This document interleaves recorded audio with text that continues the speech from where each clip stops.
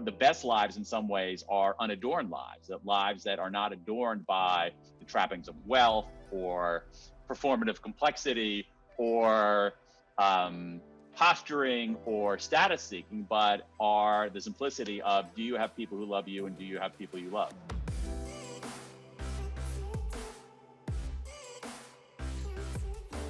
Hey everyone, welcome back to On Purpose, the #1 health podcast in the world. Thanks to each and every single one of you that come back every week to listen, learn, and grow. Now, today I'm super excited because I have been reading these authors' books since my teenage years, and I found them fascinating. They totally inspired me when it came to behavioral science, understanding the mind, how we think, how we make decisions, how we get driven and motivated.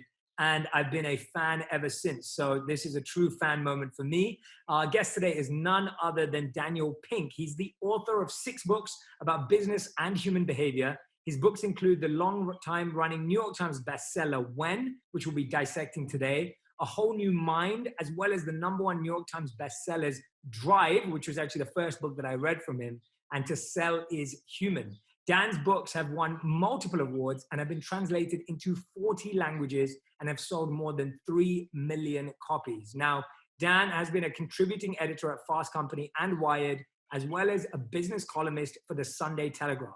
His articles and essays have also appeared in the New York Times, Harvard Business Review, and other publications. And in 2019, London-based Thinkers 50 named him the 6th most influential management thinker in the world, and he lives in Washington, D.C. with his family. And today we're here to talk about his latest book, When, called The Scientific Secrets of Perfect Timing, which I know you're going to love. So Dan, thank you for doing this. Jay, it's a pleasure to be with you. Yeah, you were like one of the first people I ever thought of interviewing before I even had a podcast. And I remember saying to, I believe, our mutual friend, Dan Chabelle, who I believe you know well as well. Sure, of course. I remember saying to him, I was like, I would love to interview Dan. And he was like, yeah, I can introduce you to him. And then I didn't have a podcast then, so I didn't interview you. So we waited. But, absolutely worth the wait. Yeah, well, thank you so much for doing this. I've genuinely enjoyed your books. What you've helped me understand about human incentives, drive, and now timing, which I think is the most fascinating. I recommended this book last year as one of my top 10 books and have been pushing it out as much as I can. So I'm excited to dive into it. But I want to actually start off with something that I saw on your Twitter profile. I think it was yesterday or a couple of days ago, where you actually recommended Trevor Noah's audiobook, Crime, for a book to study for high school students. And I was understanding why particularly that book. There's a large presence on Twitter and other social media of educators. And those are educators among the few people who I actually enjoy interacting with on Twitter. And so there was a fellow who I think was a high school principal who was looking for recommendations for books for high school students to read. And I thought that Trevor Noah's book, including the audio edition, was just a great choice for high school students. I mean, I'm a father of a high school student. My son has read that book. It's an extraordinarily, first of all, it's monumentally entertaining. It's just a gripping story of this kid.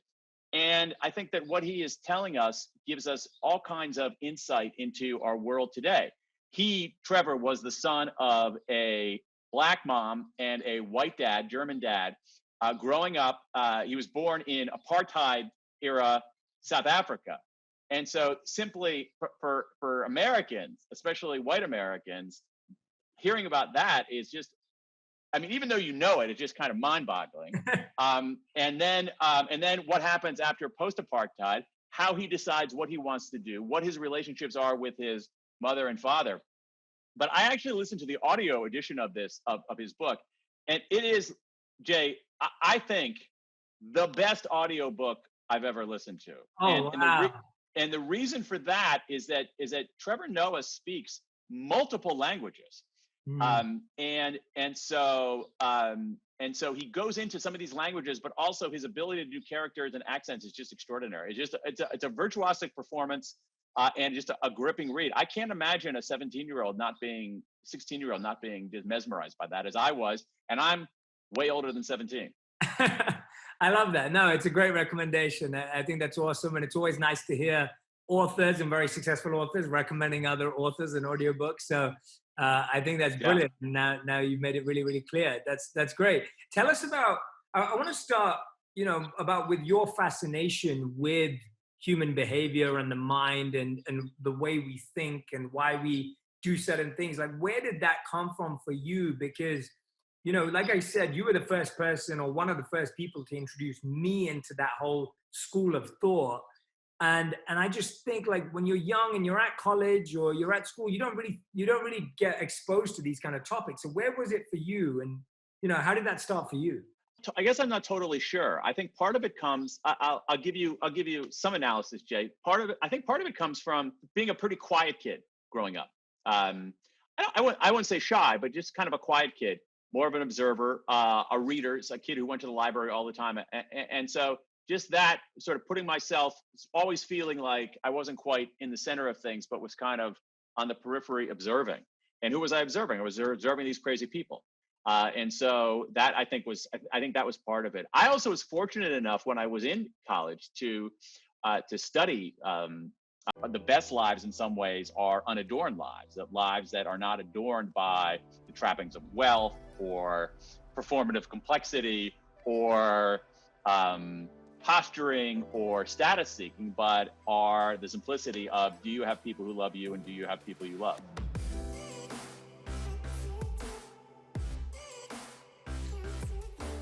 Hey everyone, welcome back to On Purpose, the #1 health podcast in the world. Thanks to each and every single one of you that come back every week to listen, learn, and grow. Now, today I'm super excited because I have been reading these authors' books since my teenage years, and I found them fascinating. They totally inspired me when it came to behavioral science, understanding the mind, how we think, how we make decisions, how we get driven and motivated. And I've been a fan ever since. So this is a true fan moment for me. Our guest today is none other than Daniel Pink. He's the author of 6 books about business and human behavior. His books include the long-time running New York Times bestseller, When, which we'll be dissecting today, A Whole New Mind, as well as the #1 New York Times bestsellers, Drive, which was actually the first book that I read from him, and To Sell is Human. Dan's books have won multiple awards and have been translated into 40 languages and have sold more than 3 million copies. Now, Dan has been a contributing editor at Fast Company and Wired, as well as a business columnist for the Sunday Telegraph. His articles and essays have also appeared in the New York Times, Harvard Business Review, and other publications. And in 2019, London-based Thinkers 50 named him the 6th most influential management thinker in the world, and he lives in Washington, D.C. with his family. And today we're here to talk about his latest book, When, called The Scientific Secrets of Perfect Timing, which I know you're going to love. So Dan, thank you for doing this. Jay, it's a pleasure to be with you. Yeah, you were like one of the first people I ever thought of interviewing before I even had a podcast. And I remember saying to, I believe, our mutual friend, Dan Chabelle, who I believe you know well as well. Sure, of course. I remember saying to him, I was like, I would love to interview Dan. And he was like, yeah, I can introduce you to him. And then I didn't have a podcast then, so I didn't interview you. So we waited. But, absolutely worth the wait. Yeah, well, thank you so much for doing this. I've genuinely enjoyed your books. What you've helped me understand about human incentives, drive, and now timing, which I think is the most fascinating. I recommended this book last year as one of my top 10 books and have been pushing it out as much as I can. So I'm excited to dive into it.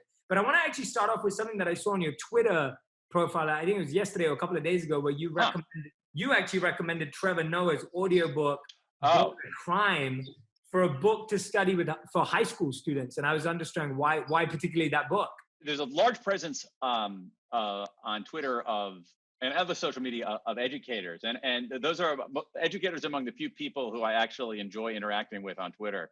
And so there was a fellow who I think was a high school principal who was looking for recommendations for books for high school students to read. And I thought that Trevor Noah's book, including the audio edition, was just a great choice for high school students. I mean, I'm the father of a high school student. My son has read that book.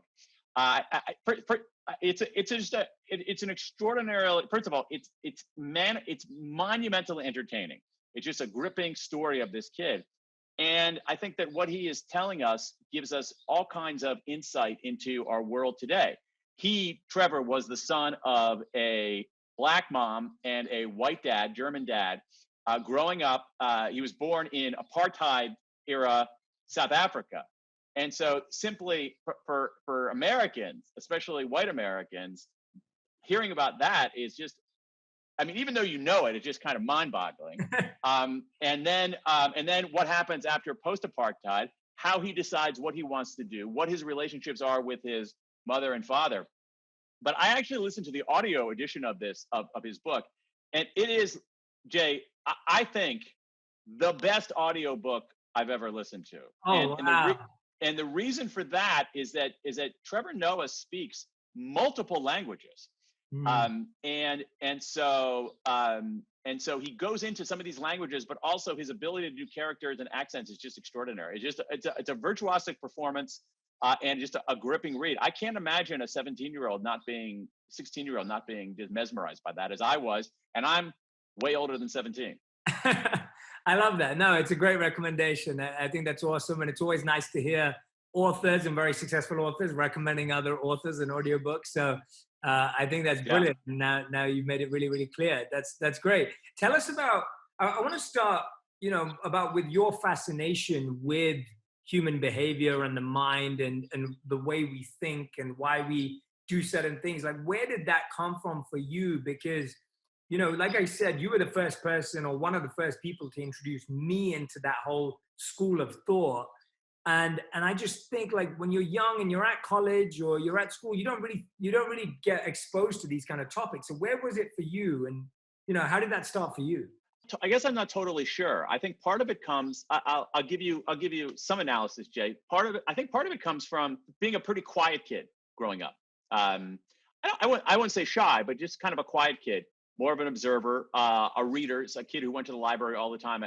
And so just that sort of putting myself, always feeling like I wasn't quite in the center of things, but was kind of on the periphery observing. And who was I observing? I was observing these crazy people. And so that I think that was part of it. I also was fortunate enough when I was in college to study my very first trimester in college. I took introductory to psychology and loved it. I studied a lot of economics, a lot of psychology, and but I actually majored in linguistics, which is another social science. So I was always keenly interested in it. I think if I had I can totally see in retrospect if my life that I would have become a professor rather than doing the noble hackery that I'm doing today. No, that's awesome. It's interesting always how people got to where they got to, and I'm fascinated that you haven't fully dissected your journey and like broken it up into little pieces. And I quite like that. I think it's very humble of you, actually. Well, I also think it's thank you for that. I'm not sure that it's humble as it is accurate. I think a lot of times there are different vantage points in looking at these journeys, and I like the metaphor of a journey. There are different vantage points in looking at these journeys. So if you're in it and you're navigating your way, at least for me, there was much less intention than one would think. Luck, that kind of thing. I think that in some cases, just because it makes us more comfortable existentially, we look back on these things and say, oh, there was a clear narrative to that journey. Yeah. And there might be. I think that retrospective look is actually valid, is valid too. Yeah, absolutely. And I know that you spent a lot of time in Japan, right? Or you spent some time in Japan. Yeah, I spent some time in Japan, sure, yeah. What's the culture like, or what kind of influences have you taken from that culture into your life? Yeah, it's a really, really interesting question. Probably more profound than I realize. I think that one of them is the virtue of simplicity. I think that there is, living in a Japanese Zen garden style house, that there is in Japanese design, and in certain sorts forms of just Japanese culture, there is a premium on that simplicity. And I think in many cases, in many realms of particularly American and particularly kind of elite, well-educated American circles, there is this kind of performative complexity I mean, even that phrase performative complexity is an I example like of, it. well, no, it's total BS because it's an example of performative complexity. Basically what it is that people want to feel smart. And the way that they want to feel smart is by making things really complicated. And, and to me, one of the things I absorbed from spending time there is actually the keenest form of intelligence is to make things as simple and clear and elegant as you possibly can, whether you are writing a book, whether you're making a film, whether you're building a house, whether you're raising a family, anything like that, that there's a virtue in that kind of simplicity and clarity. So I think that's probably the thing that sunk in the most for me. That's so profound. I'm so glad you shared that. Actually, I didn't know what answer you were going to give, and Neither did I.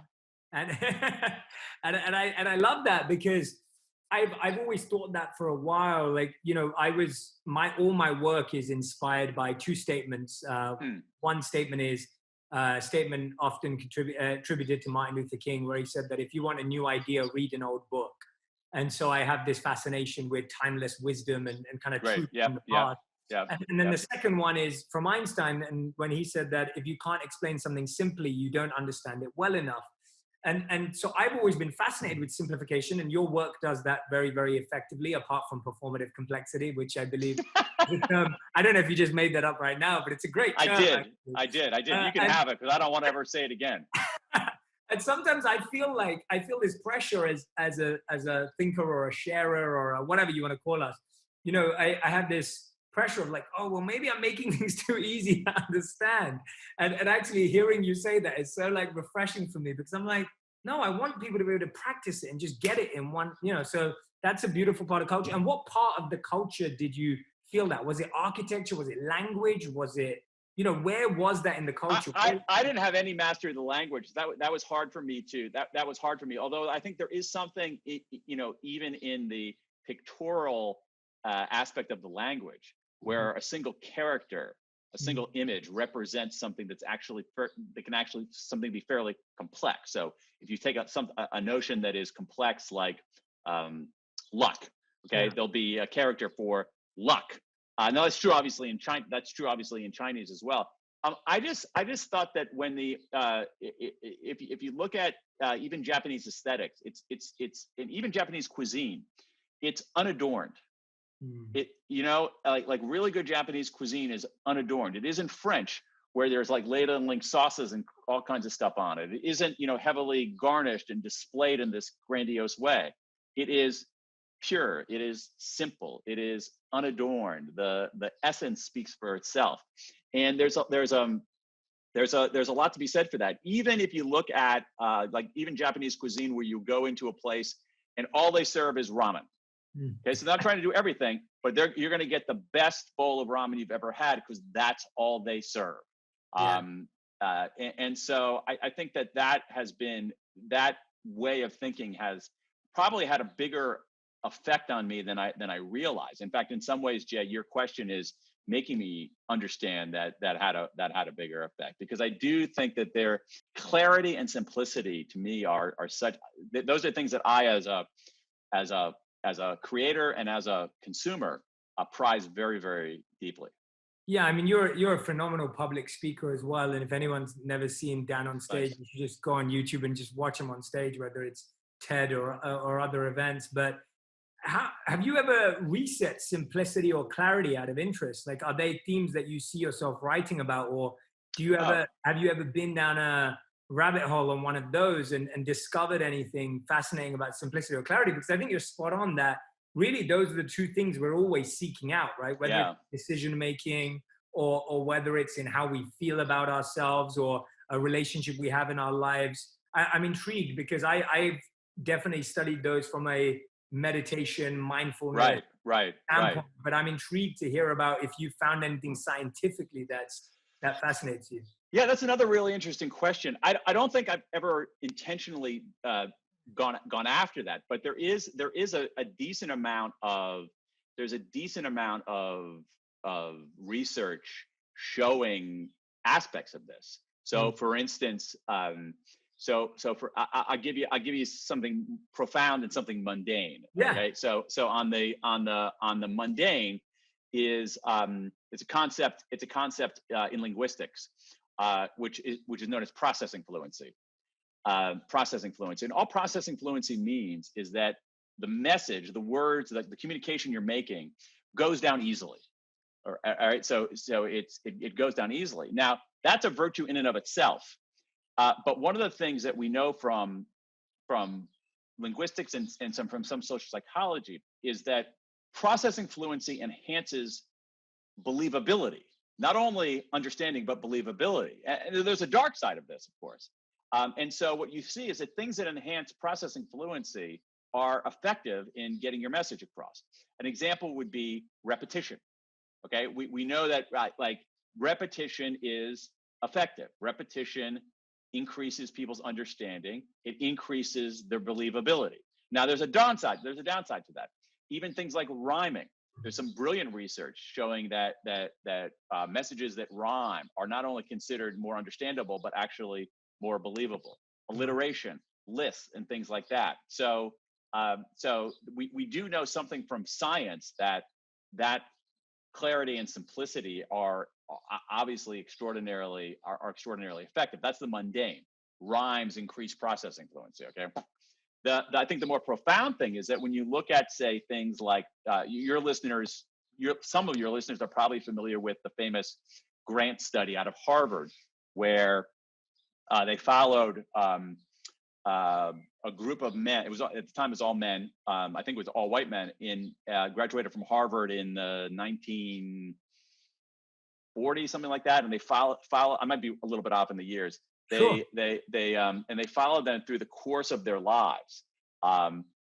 Checking, a massive longitudinal study. They also did it with.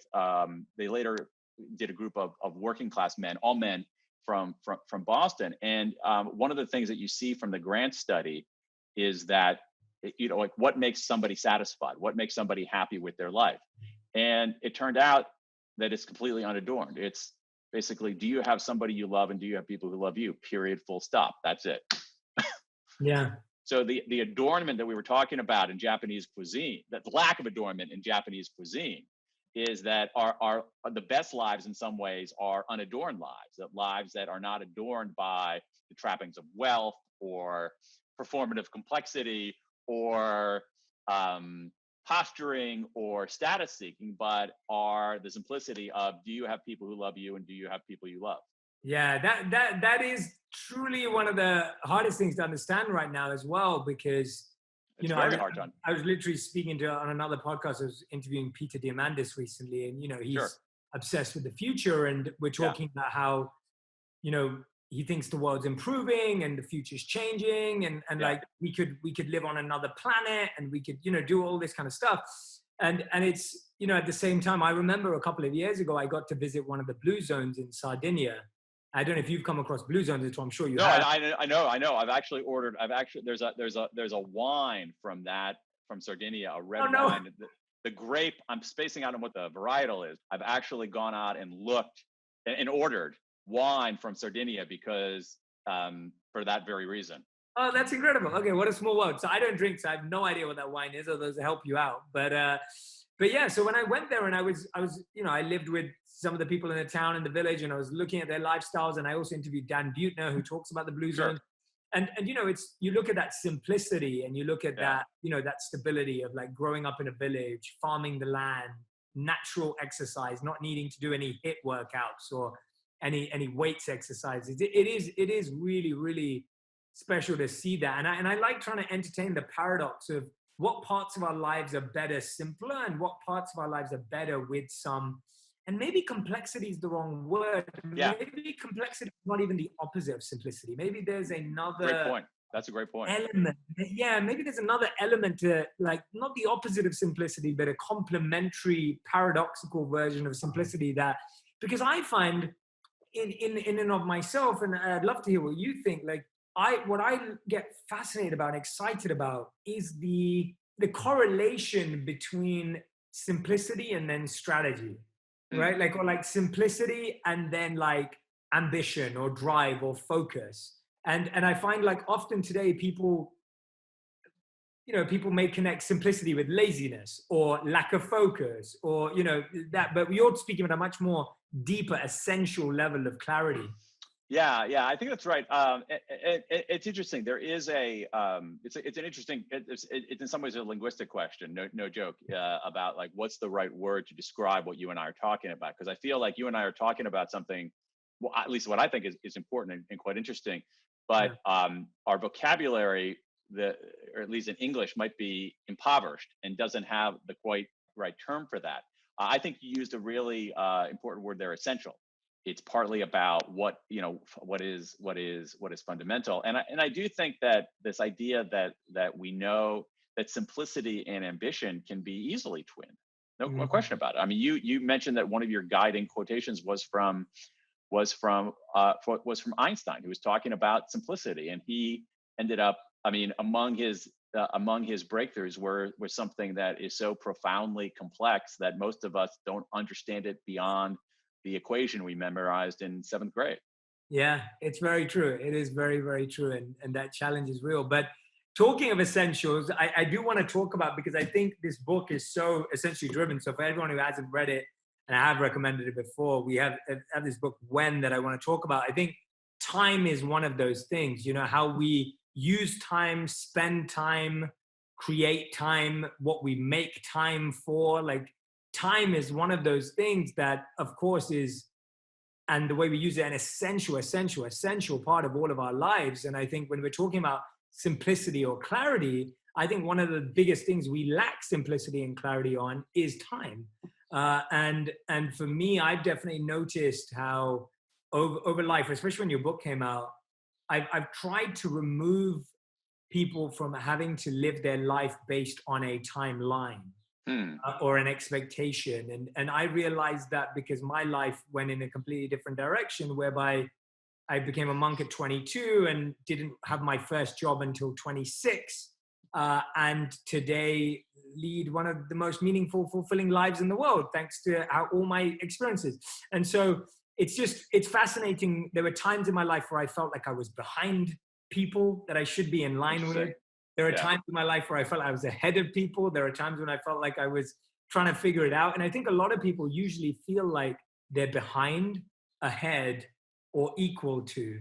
And that's kind of how we make sense of stuff. And that's why when this book came out, which I know was like maybe a year ago, year and a half ago, maybe even a couple of years ago now, to me, I was fascinated that you were able to pinpoint, and go so deeply into time, which I always thought was so much more fluid.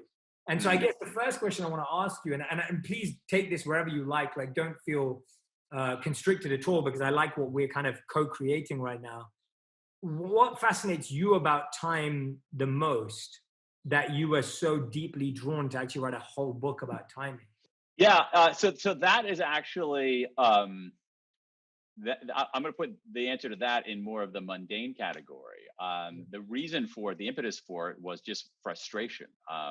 More than anything else. It wasn't any kind of deep conceptual fascination. So here we are. I'm talking to you from this is my office here in Washington, D.C. It's the refurbished one-car garage behind my house. I live there, like right there. And so I would come to my office and do work. And at a certain point, I realized like I would have a to-do list. And maybe I would have appointments on the calendar, but I wasn't intentional at all about when I was doing stuff. Well, I would write when I felt like writing. I would make phone calls when I felt like making phone calls. I would do interviews when I felt like doing interviews. And I wasn't intentional about it.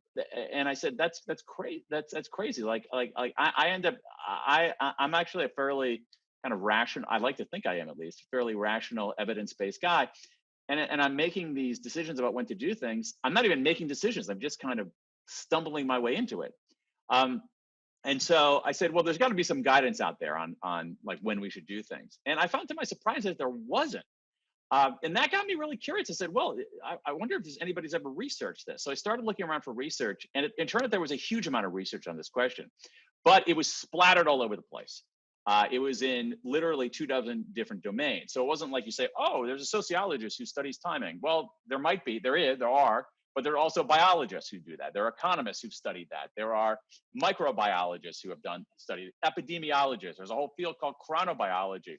And so what you had literally 24 different fields asking very similar, in some cases identical questions. And what I said is like, maybe it was painful, but if I go wide enough and deep enough into this research, I can begin to piece together the evidence-based ways to make better, smarter decisions about when to do things in a given day. But also, to your other point, Jay, when we think about our lives, our lives are episodic.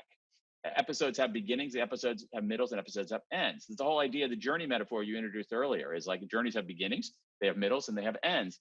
And it turns out that there is some fascinating research on how our cognitive abilities change over the course of a day.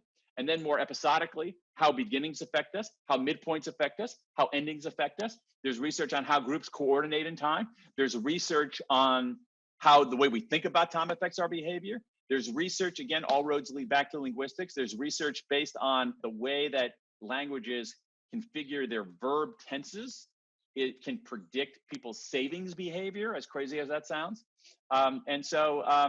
So it ends up being something that is, going back to another one of your words, it ends up being essential. It ends up being fundamental because we are temporal creatures. That is, we talk about colloquially about biological clocks, about a biological clock, but essentially what we know from biology is that, especially chronobiology, is that we essentially have clocks in every cell in our body. I mean, we are walking timepieces. And again, depending on your notion of time, sort of philosophically, existentially, we are in some ways moving through time. At the very least, our conversation began in the past. It's going to end in the future, right? The people who are going to listen to the recorded version of this are listening to something that happened in the past, but those people haven't done anything yet because that's in the future. And so we're sort of swimming in this essential element of our lives. And so what I was just trying to do is just make it understandable. Yeah, and I think you did a phenomenal job. And so I want to dive into different parts of it. I guess my first question is like, there's a few things. So the first one is, I think the most common relationship, and of course I'm making a huge assumption here, but I think maybe we'll agree, maybe your research will say something else, but I'd say my assumption is that the most common relationship, and I believe everyone has a relationship with money, we have a relationship with time, we have a relationship with anything, knowledge, wisdom, etc. And so our relationship with time for most people is, I always feel like I don't have enough, right? That is a very clear relationship that we all have with time, where it's like, I don't have enough time. I can't make enough time. I can't find time. Like we say all these words, which are all about making, finding, creating, having. What does that do? What is that mindset toward time? How does that actually affect our behavior? Our relationship with time, we can think of it as an ally. We can think of it as an enemy in some ways. That's oversimplifying in that case. But I think what we're trying to, and one way to make time your ally rather than your enemy, is to recognize the effect, often invisible, that it has on your life. So if you look, so I'll give you an example. What we know from, let's just take the unit of a day. What we know very clearly from a whole array of research is that our brain power does not remain constant over the course of a day. Our brain power changes over the course of a day. So doing something at 9 a.m. is not the same as doing something at 3 p.m., period, full stop. Now, there's some complexity underneath that, but the main idea is that our brain power doesn't remain constant over the course of a day. And the best time to do something depends on what it is you're actually doing. So once you understand those kinds of hidden invisible rules, you can begin to make time your ally rather than your enemy, and end up mitigating some of those feelings that one never has enough time. So I think that's part of what it is. People who feel like they don't have enough time, this is not something I write about, but I'll opine about it anyway. In many cases, people who don't feel like they have enough time, sometimes, not always, sometimes it's not a sufficiency of time issue, it's a sufficiency of priority issue. What they actually don't have any clarity about their purpose or their priorities. And so they're moving in all kinds of, that's not always the case, but I think that's partly the case. The other thing that we know is that when time becomes extremely salient in our lives, we underperform. And I'll give you, in certain circumstances, or we're unhappy in certain circumstances. So a great example of that is in professional services, but particularly in the practice of law, is the billable hour. What we know, so if you are a lawyer practicing in a law firm, not working for the government or doing that, or a nonprofit or something, you bill yourself out by the hour. And so what you do is that you have, a way to, well, I'm going analog here, but you have on your computer or scribbled down an account of what you're doing, literally in some cases in 6-minute increments. And what we know from research there is that is incredibly thwarting to people's sense of autonomy.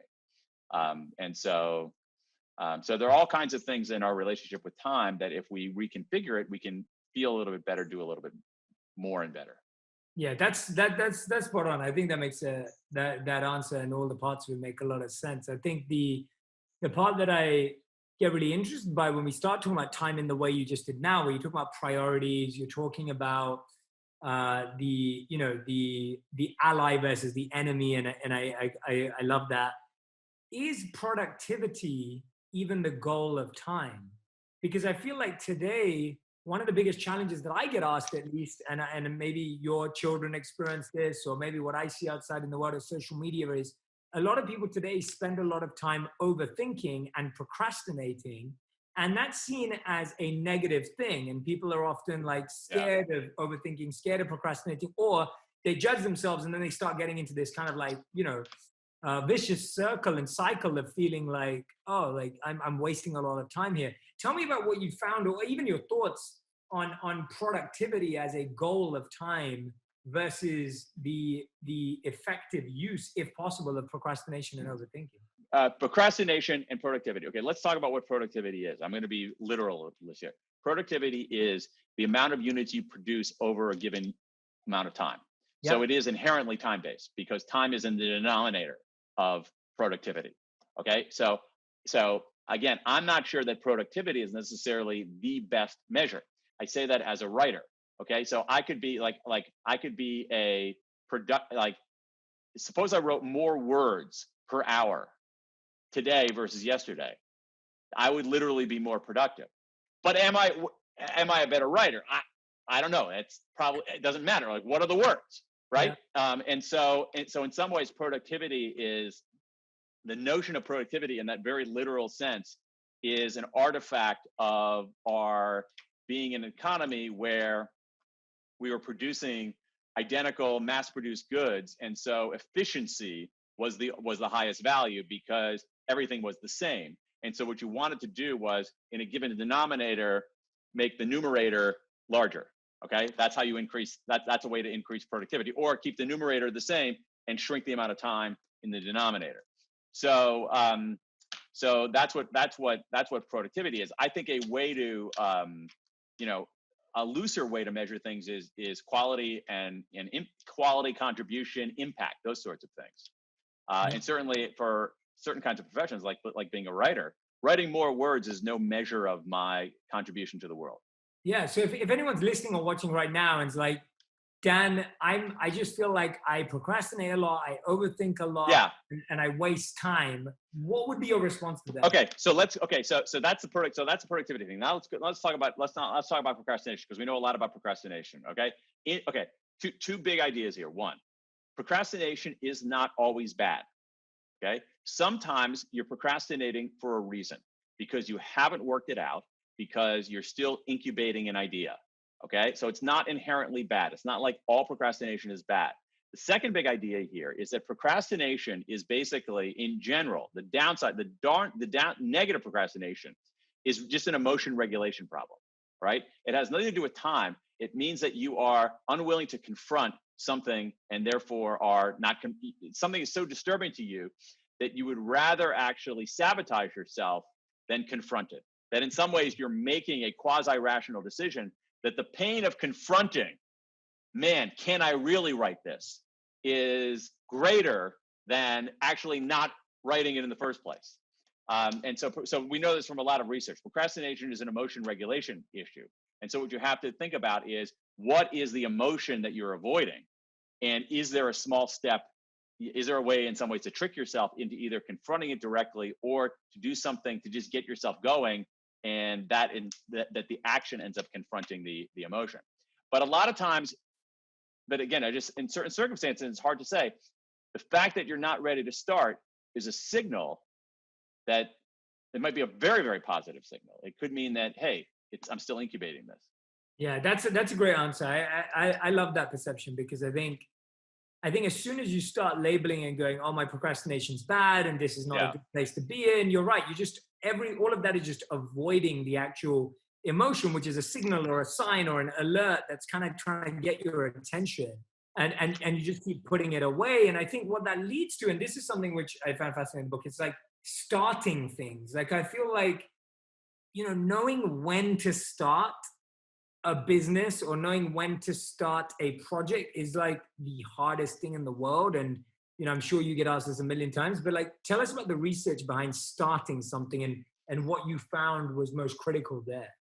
Again, there's very rarely prospectively a perfect time to start something. All right. But there are ways to give ourselves a little bit of a different a little bit of a psychological edge. And this is the work of Katie Milkman, Jason Reese, and Heng Chen Dai. They did it at Penn, University of Pennsylvania. And they had this idea of what they call the fresh start effect. And a way to understand the fresh start effect is like this: that certain dates are what social psychologists call temporal landmarks. That is, they stand out in time the way a physical landmark stands out in space. So again, back to the journey metaphor. You're navigating your way. You're trying to find your way. Oh, there's a landmark. I know where I am. Oh, there's that building. I have a sense of where I am. Temporal landmarks are navigational tools in some ways. But certain temporal landmarks have a peculiar psychological effect. What they do is essentially they operate as kind of a restart. What they say is that on certain days that are fresh start days, you essentially relegate your previous bad self to the past and open up a fresh ledger on your new self. All right. And so there's certain days that actually you're more likely to start something and you're more likely to succeed while starting it. So what does this mean? Let's be concrete here. If you want to start something, you're probably better off doing it on a Monday rather than on a Thursday. You're probably better doing it on the day after your birthday rather than 3 days before your birthday. You're probably better doing it on the first day of summer rather than 3 days before the first day of summer. Let's say you're if one is a religiously observant, the day after or the day of a religious holiday rather than 4 days before that religious holiday. And so you can, in some ways, have that sense of where you are temporally and pick the right date to start something. Yeah, I can so relate to that. And my problem is I'll try to start something on a Monday, I'll fail on Tuesday, and then I wait till the next Monday to start. Okay. Okay, so that's a mixed bag. Yeah. That's a mixed bag. It depends on how deep the failure was on depends on how deep the failure was on Tuesday.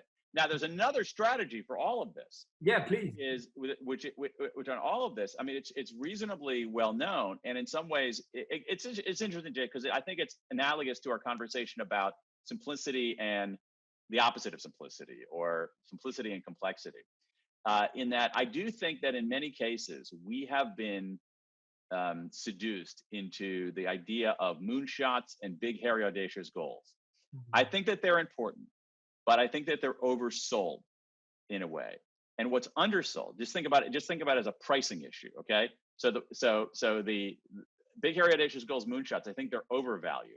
And I think what's undervalued is small wins. And once again, there's a lot of evidence of that, starting from Carl Weick 30 years ago. Small wins are enormously important, because what small wins do is that small wins can overcome that procrastination problem. Small wins can then lead to other small wins and other small wins that cascade into something bigger. So a strategy for overcoming procrastination, a strategy for many things, is to go for small wins. Let me give you an example of that. So the one strategy that I've heard of, I called it this. It's not originally for me. It's just sort of out there. I call it J5, not J-A-Y, but J, letter J. And that's just that, and that stands for just 5 more. Okay. And so if you don't feel like doing something, you say, okay, you know what I'm going to do?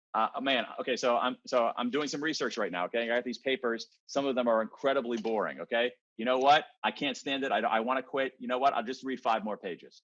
Just 5 more pages. I'll read that. Okay. Yeah. Oh my God. I got a boatload of email here. I can't deal with it. I just want to go inside and have a drink. You know what? I'm going to just do five more emails, and we'll do that. You know what? I'm tired of writing. Okay, just 5 more sentences. That's it. And that, that can get us going, give you a small win. And what happens a lot of times is that just 5 more becomes just 10 more, just 20 more, something like that. I really like that one. That's an awesome strategy. I think that's a great. Yeah, it's very simple. I use it all the time. I'm not joking around. I use it today. When I looked at my email file and I was like, oh God, I can't bear it's okay. I've already answered enough email. I'm like, okay, just 5 more. And you know what I did? I did that and I got it done. And I probably ended up answering 8 or something like that. Another one, a very well-known technique. I use it. I have no shame in using it. You're probably familiar with it. Your listeners are probably familiar with it. Is the Pomodoro technique, which is Pomodoro is Italian for tomato, and so you set a timer. I have one on my computer that I use on very dark days. I set a timer for whatever. I do it for 25 minutes, and I just can't bear this. Okay, I can't research this anymore. I can't read this anymore. I'm sick of writing. Okay, here's what we're going to do. It's 25 minute. I'm not going to do anything else. I'm just going to do it for that 25 minutes. And that can, I think, let me extract from this, as always, a large theoretical lesson. And it's this, all right, that a lot of times in our understanding of what makes human beings tick, we think that belief precedes action, that you have to convince yourself, and then that is the impetus to act. And in many cases, more cases than we realize, the arrow runs in the other direction. That getting yourself to act can actually trigger the belief. Yes. And that's a very, very important lesson. That's so true. And that's really, it's kind of like when we're like, I can't make my mind up, right? Like even that saying is exactly in that belief where you're just spending so much time trying to make your mind up and decide something. And what I love about what you just said is around that whole, the small wins element of just, I always feel like when you can get into a good rhythm and pattern of keeping promises to yourself and keeping small commitments to yourself, you start to trust yourself. And when you start to trust yourself, you can then trust yourself with bigger tasks. The problem is, like you said, is that we go for these moonshot goals and naturally we fail at them. And therefore we don't trust ourselves. And I feel like self-trust is like the big issue when it comes with time, is that you're like, well, do I even trust myself with this much time? Do I even trust myself to complete that? And you're right about the small wins, whether it's making your bed or just 5 more, or, all of these principles that you're laying out, like that just builds trust with yourself. I'll give you something else that builds trust with yourself that's related to this concept, which is, again, is research-based. It's built on, I've written about this. I wrote about it in that book. I've talked about it before, is the work of Teresa Mobile at Harvard Business School. And she found that the single biggest day-to-day motivator on the job is making progress and meaningful work. Okay, so the days we're making progress, the days we're motivated, we come back the next day feeling motivated. But one of the challenges is that we often don't have a good sense of how much progress we're making. And so one of the things that I've done for like 8 or 9 years now is at the end of every day I have a progress, call it a progress ritual. And all I do is I just basically say what'd you get done today, and I just list what I got done today, and I keep a record of that. And I have to say, I almost never look at the list. But it's the act of doing. I mean, seriously, I almost never look at the list. But it's the act of doing it. So I just take a moment. It's a ritual, all right. And I don't have to tell you, former monk, the importance of rituals in human understanding, right? So it's a ritual. It's a punctuation mark at the end of the day. What'd you get done today, Dan? Okay, this is what I got done. Bada bada bada bada bada. Okay. What I love that. How do you do that for other people? So if you're leading teams, if you've got a small team, a big team, a company, how do you kind of help people realize the progress they're making? Because I find, there's sometimes you can do it for yourself, but how do you do it for others? I mean, you could do a version of what I'm talking about for your team. I mean, what I would want to do is I would want to build that habit in others rather than have them rely on me for that. I would want to build that habit in others. So what you could do is you could ask your team to send you that at the beginning, not as a way to monitor them, but as a way to Build the as a habit. way to just as a way to build that habit, and then eventually have them continue the habit without sending it to you. Mm. Um, Yeah, absolutely. I'm actually going to try that out. I'm 100% going to try that out. What'd you get done today? Just write down the things you get done. It's a very simple concept. We often have a to-do list at the beginning of the day, like have a done list at the end of the day. And it's almost like gamifying your mind, right? Because you know that if you got 3 things done yesterday, you might want to get 4 done today. And so you push a bit further. Right. I think a lot of times also when we're scrambling around, we don't have a sense of what we've accomplished. And so sometimes it can be it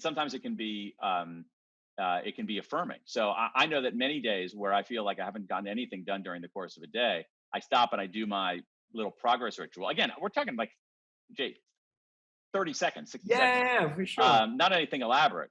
I'm like, oh, okay. I actually got more done than the day. And then on the days where I didn't get much done, you're like, oh, come on, man, you gotta do a little bit better than this. Come back tomorrow. Yeah. You're coaching yourself. Yeah, that's a good way to put it. You're in many ways you are. What you're doing is you're just giving yourself, you're coaching. If you think about it like a sport, it's like in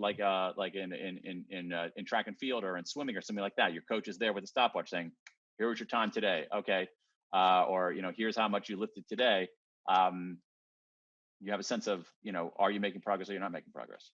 Yeah, I love that. One thing I want my audience, everyone who's listening right now or watching, I want you to be aware of is that literally Dan in this book breaks down everything from like productivity. I've done some of the tests with you guys before, and I've shared the book when we talked about, all of the different productivity times for different types of people based on what time you sleep and what time you wake up. We've done the naps, breaks. I'm not going to ask Dan all those questions because they're in the book, and that's why I recommend the book. I want to ask Dan stuff that isn't in the book or is extending the book.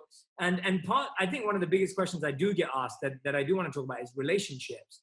Because I think dating and getting married and knowing when to either pop the question or when you should expect the question, like these are like some of the biggest challenges in the world on a personal individual level for people. And so tell me about some of the work that you found when it came to not just like when's the best time to get married, but it's almost like what did you find when people said they knew or they felt they'd found the right person? Yeah, that one is more inscrutable, I have to say. I wrote about that only very, very tentatively because I wasn't sure about the research on that. I mean, what it says is that in general, in America, marriages are more likely to last if people get married after age 25 and before age, I think 34, somewhere around there. But again, that doesn't mean if you get married at age 35, you're going to get a divorce. You get married at 28. It's just like there's a slight effect there. There are some interesting effects on, especially in America today. People with more formal education are more likely to get married and stay married. People with less formal education are less likely to get married and less likely to stay married if they are. And there's also seems to be an effect, whatever your level of education, on getting married after you complete your education rather than before. But again, I don't think you take those large population insights to make a decision about whether you're going to spend the rest of your life with someone you love. I can recommend a book that is, one of the leading scholars of marriage, really the social psychology of marriage is at Northwestern. His name is Eli Finkel. He wrote a very good book called The All or Nothing Marriage, about how marriage has changed. So a lot of what we know about healthy marriages, and also how marriage has changed in America over the last 200 years. It's a really, really, it's a very, very interesting book. All or Nothing Marriage. Yeah, The All or Nothing Marriage by Eli Finkel, which there's a lot of really good research in there, and there's some relationship advice in there too. Among the most important things are, what do you attribute to someone's inherent personality, and what do you attribute to circumstance? So if your spouse snaps at you, say, do you say, "Oh my God, my spouse is the biggest jerk there ever was," or do you say, "Oh, my spouse is having a bad day"? And people who make the attribution that it's circumstantial, not surprisingly, end up better off than people who say, attribute the behavior to someone's inner jerkiness.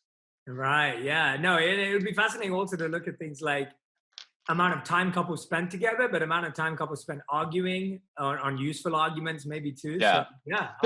There's other research out there. There's a guy I'm spacing out on this. There's a guy named Gottman, I think. Yeah, John Gottman. Yes. Yeah.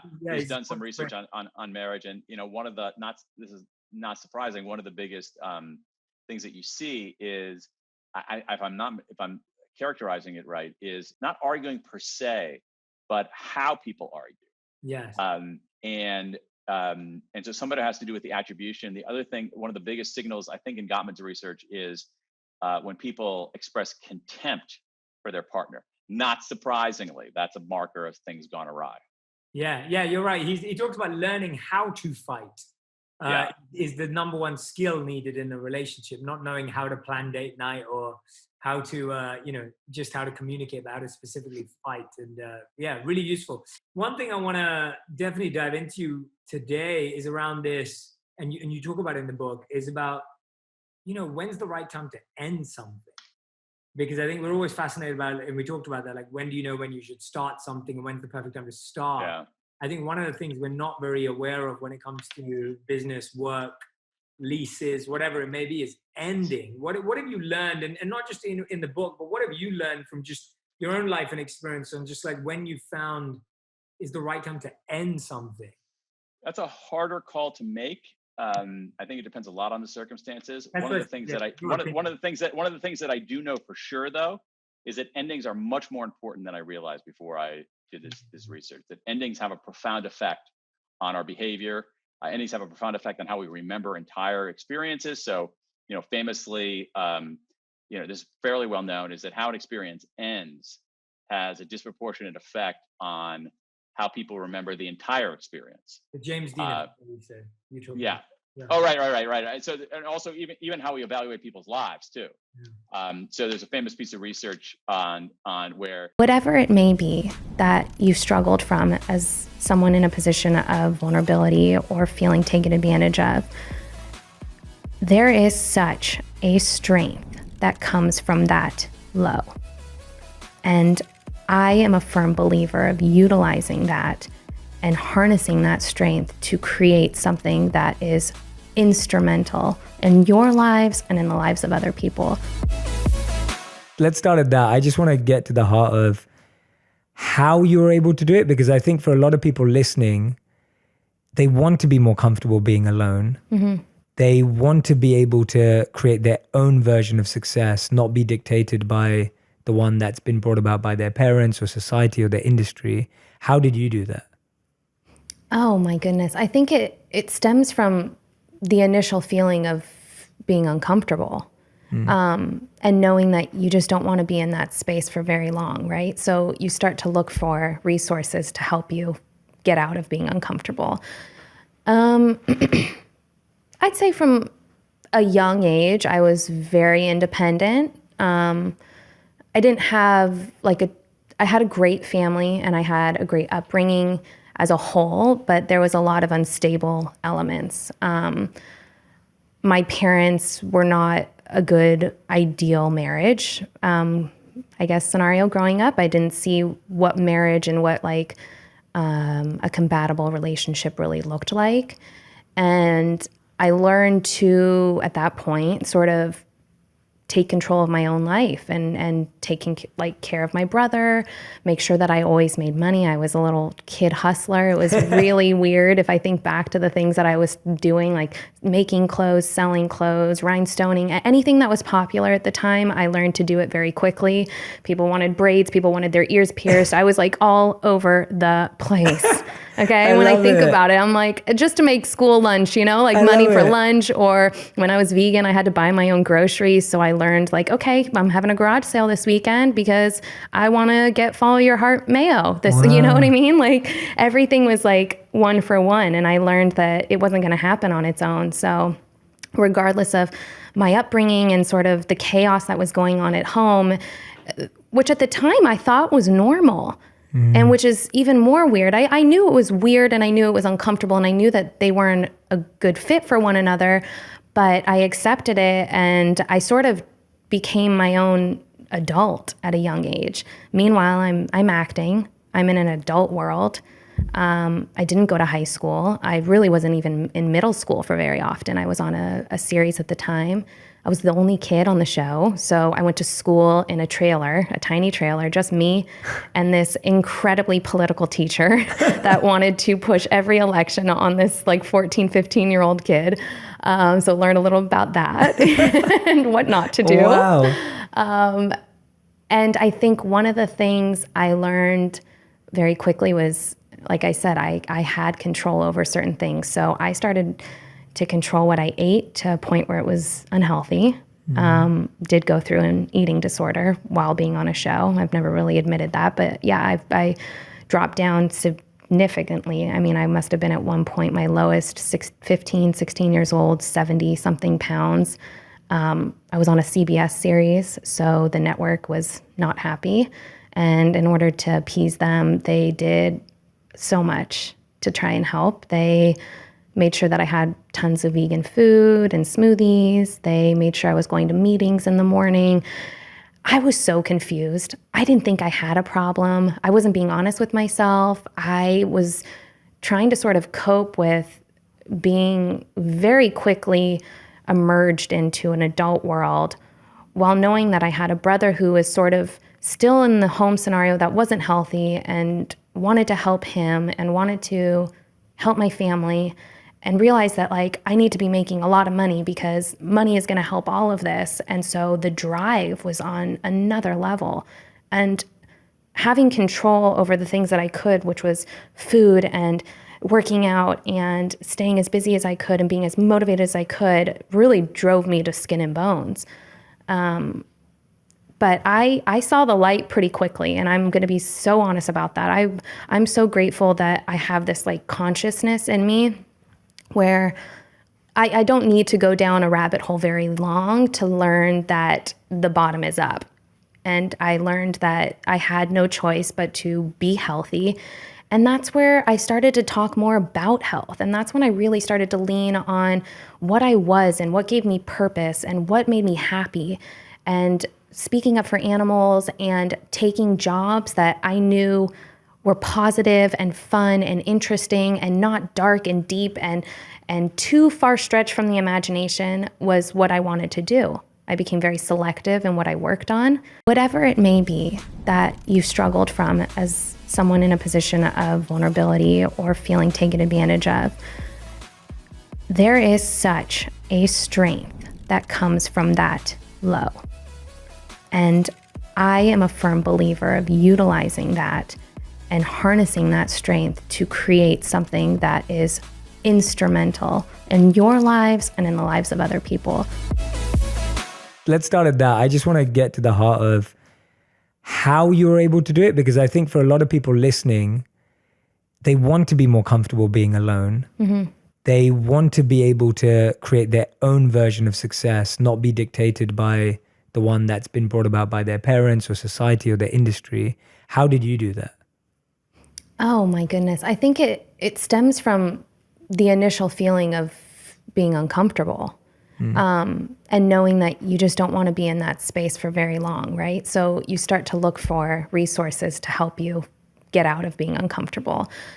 I'd say from a young age, I was very independent. I didn't have I had a great family and I had a great upbringing as a whole, but there was a lot of unstable elements.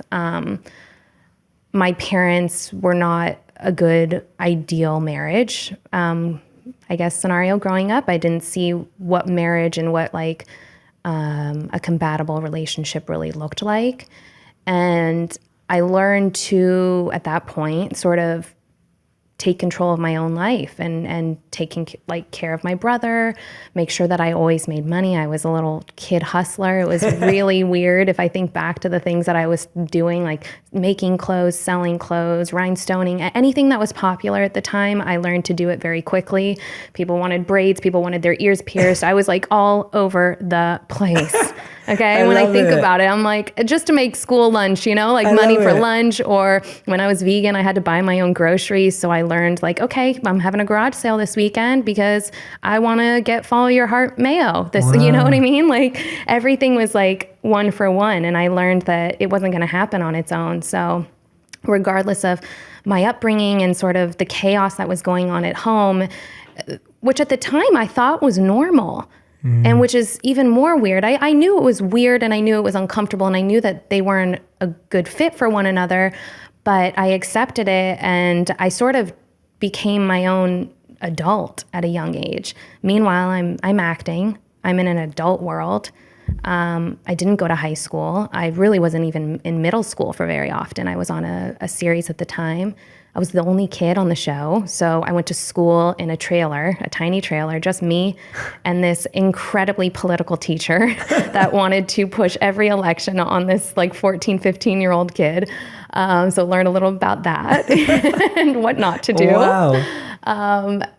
And I think one of the things I learned very quickly was, like I said, I had control over certain things. So I started to control what I ate to a point where it was unhealthy. Did go through an eating disorder while being on a show. I've never really admitted that, but yeah, I dropped down significantly. I mean, I must have been at one point my lowest, 15, 16 years old, 70 something pounds. I was on a CBS series, so the network was not happy. And in order to appease them, they did so much to try and help. They made sure that I had tons of vegan food and smoothies. They made sure I was going to meetings in the morning. I was so confused. I didn't think I had a problem. I wasn't being honest with myself. I was trying to sort of cope with being very quickly emerged into an adult world while knowing that I had a brother who was sort of still in the home scenario that wasn't healthy and wanted to help him and wanted to help my family, and realized that like I need to be making a lot of money because money is going to help all of this. And so the drive was on another level, and having control over the things that I could, which was food and working out and staying as busy as I could and being as motivated as I could, really drove me to skin and bones. But I saw the light pretty quickly, and I'm going to be so honest about that. I'm so grateful that I have this like consciousness in me where I don't need to go down a rabbit hole very long to learn that the bottom is up. And I learned that I had no choice but to be healthy. And that's where I started to talk more about health. And that's when I really started to lean on what I was and what gave me purpose and what made me happy. And speaking up for animals and taking jobs that I knew were positive and fun and interesting and not dark and deep and too far stretched from the imagination was what I wanted to do. I became very selective in what I worked on. I then ended up on Nickelodeon, therefore, because I knew that that's family friendly, that's happy, that's colorful, that makes me feel good. Like I'm getting in the lives of children, which like for me, that's a game changer. I love children. I think they're the future, and I want to have a significant role in their lives. I took being on Nickelodeon so seriously that I knew being a role model meant everything to me. I'm a big sister. I'm the oldest of my cousins, and being on a show where I knew kids were watching meant that I had a position in their lives, that I was someone that they could look up to. And so that's been really powerful. And to this day, I still have young kids, teens, adults, that grew up watching me on the last 12 years of being on Nickelodeon come up to me and have nice things to say. And I just want to keep that trajectory going. That's really important to me. But that's amazing that you see it as a responsibility almost. Yeah. Because you know that people are watching you, people are seeing you as a role model. As I said earlier, this show for me is really to talk to real models, people who can express their reality, and people who I think are real models for the world to follow. You're definitely one of them in so many areas of your life.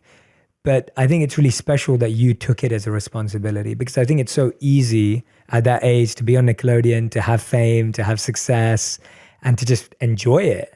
Like, it's like, why do you even need to care about anyone else? Because you've worked hard to get there. But it seems like you've always just had this responsibility in your life. Yeah. Yeah, it's weird because sometimes I wish that I had a little bit more of that, because I find myself wanting to help so much along the way and wanting to get to a certain place so that I could help more people, that I don't celebrate the small victories in the timeline, you know, like I just kind of know that there's so many people and so many animals and so many resources in the planet. I mean, you could go down forever, right? Like you can think about. And I think for me, one of the things that is always in the back of my head is my family and the people that sort of suffer with things in my family. My brother, who feels like he's almost like my own child, he suffers with addiction and has been homeless for probably on and off for about a year or two. Sorry. Yeah, I've never actually like spoke about it. So that for me, to see that in my own four walls and like the closest thing to me, the kid who, I mean, he slept in my room the majority of my life. He had his own bedroom, but he slept in my room on a trundle bed because I feel like I was like his safety net. So I've learned that I want to be that because I know that I have that capability, and I want to be that for more people. You know, I could be that for him and I could do as much as I possibly can, but I want to help people before they get to a place where it's harder to make a change. So I've really tried to make that a big goal of mine. Yeah, and in a big way. Yeah. I think, thank you for sharing that, by the way. I'm sure it wasn't easy.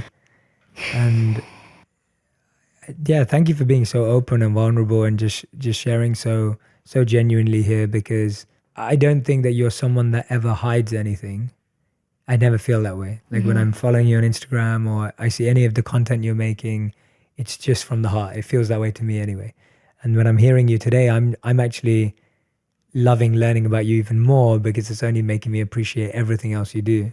Thank you. And it's crazy because I align with so much of what you're saying in my own life. So my sister's nickname that I've given her is Kid, because I treat her as my kid, like my child. So it's so funny that you said that about your brother.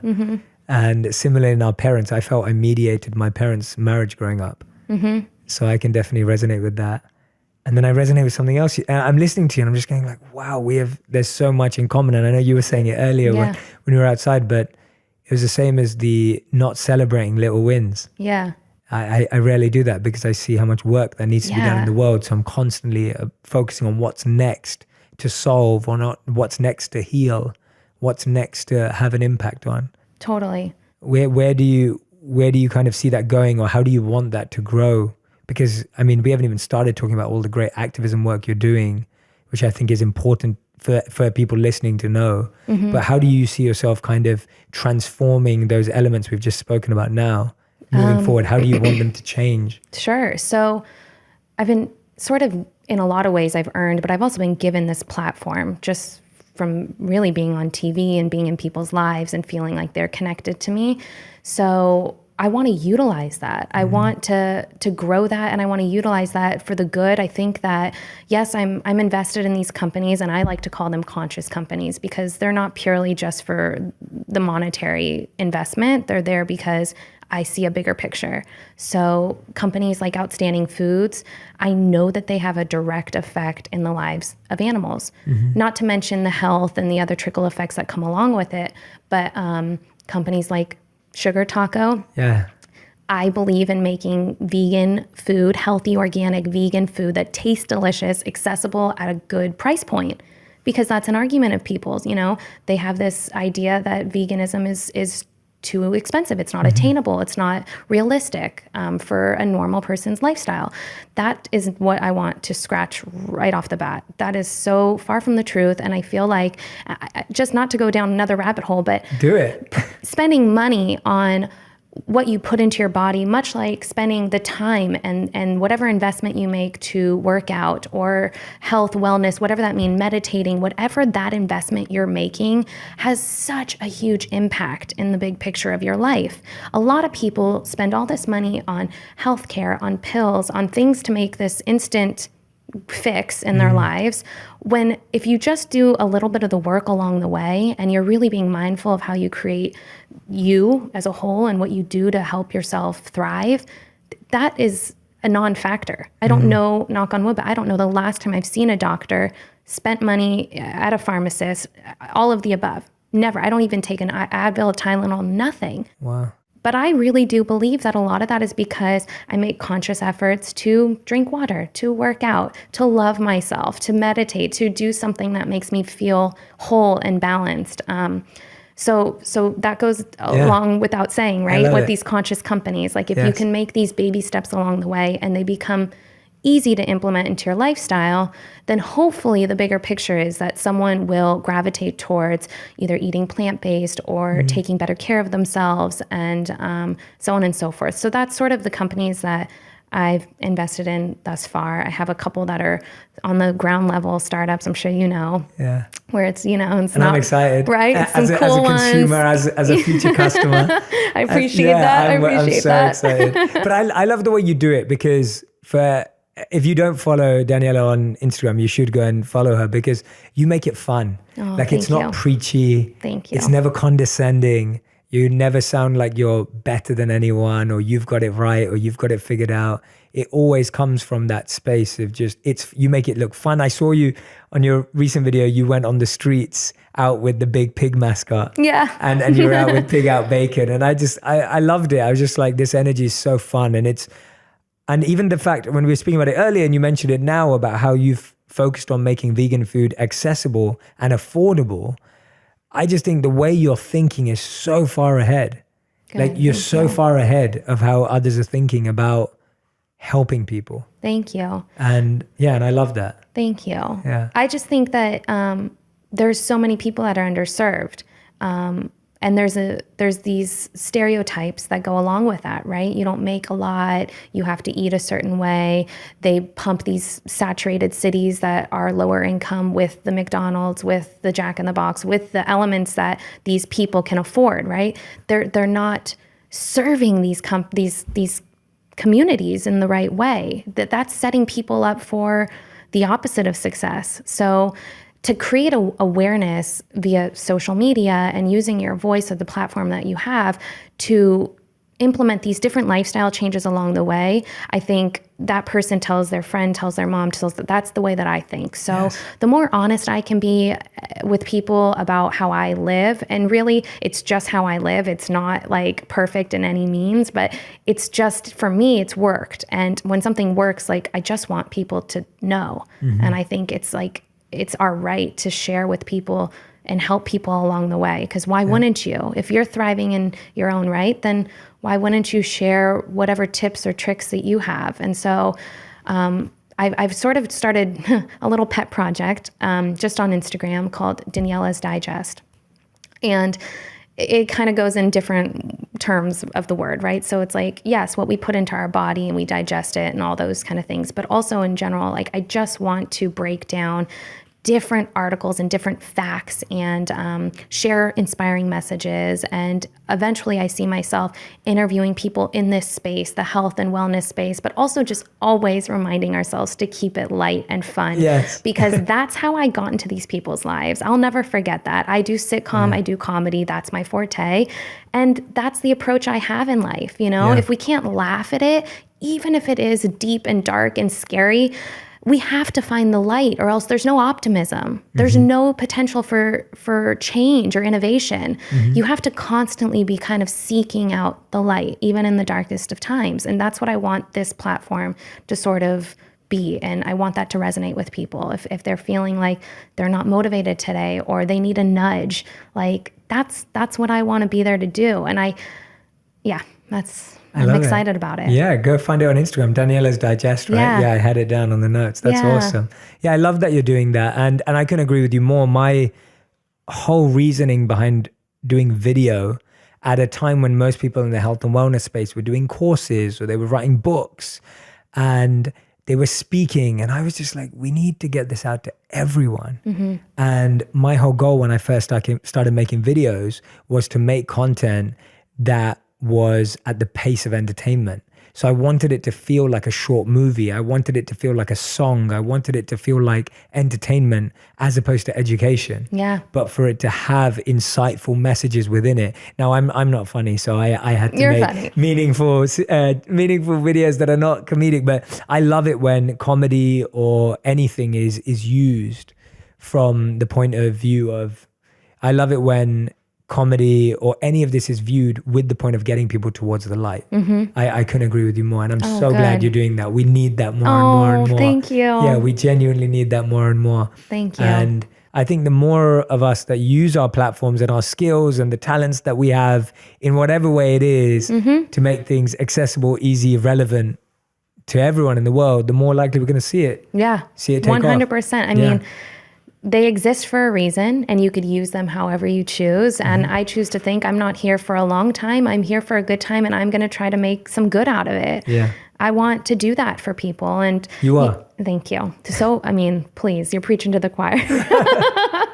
Okay. So it's been so awesome to be able to see the content that you're creating. And honestly, it never stops at that. Like I love the word trickle effect because I feel like that is the perfect word to explain what is happening in our generation and in the generation of social media. You just never know. And I think the unknown in that regard is optimism. And that's what I'm sort of striving for, is more of that.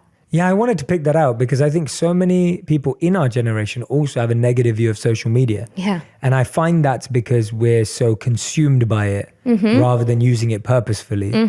And so we find that people actually feel they're wasting. I know I saw a study that said people are wasting about 6 hours a day on social media, doing something meaningless or insignificant. Where do you get your optimism for social media and the trickle effect? I know I get it, but how did you get to that point where you were like, actually, social media is helping, it can work? I think it started with realizing, it's no different than taking that few minutes for yourself in the beginning of the day to drink your coffee or read a magazine or whatever it may be, watch the news.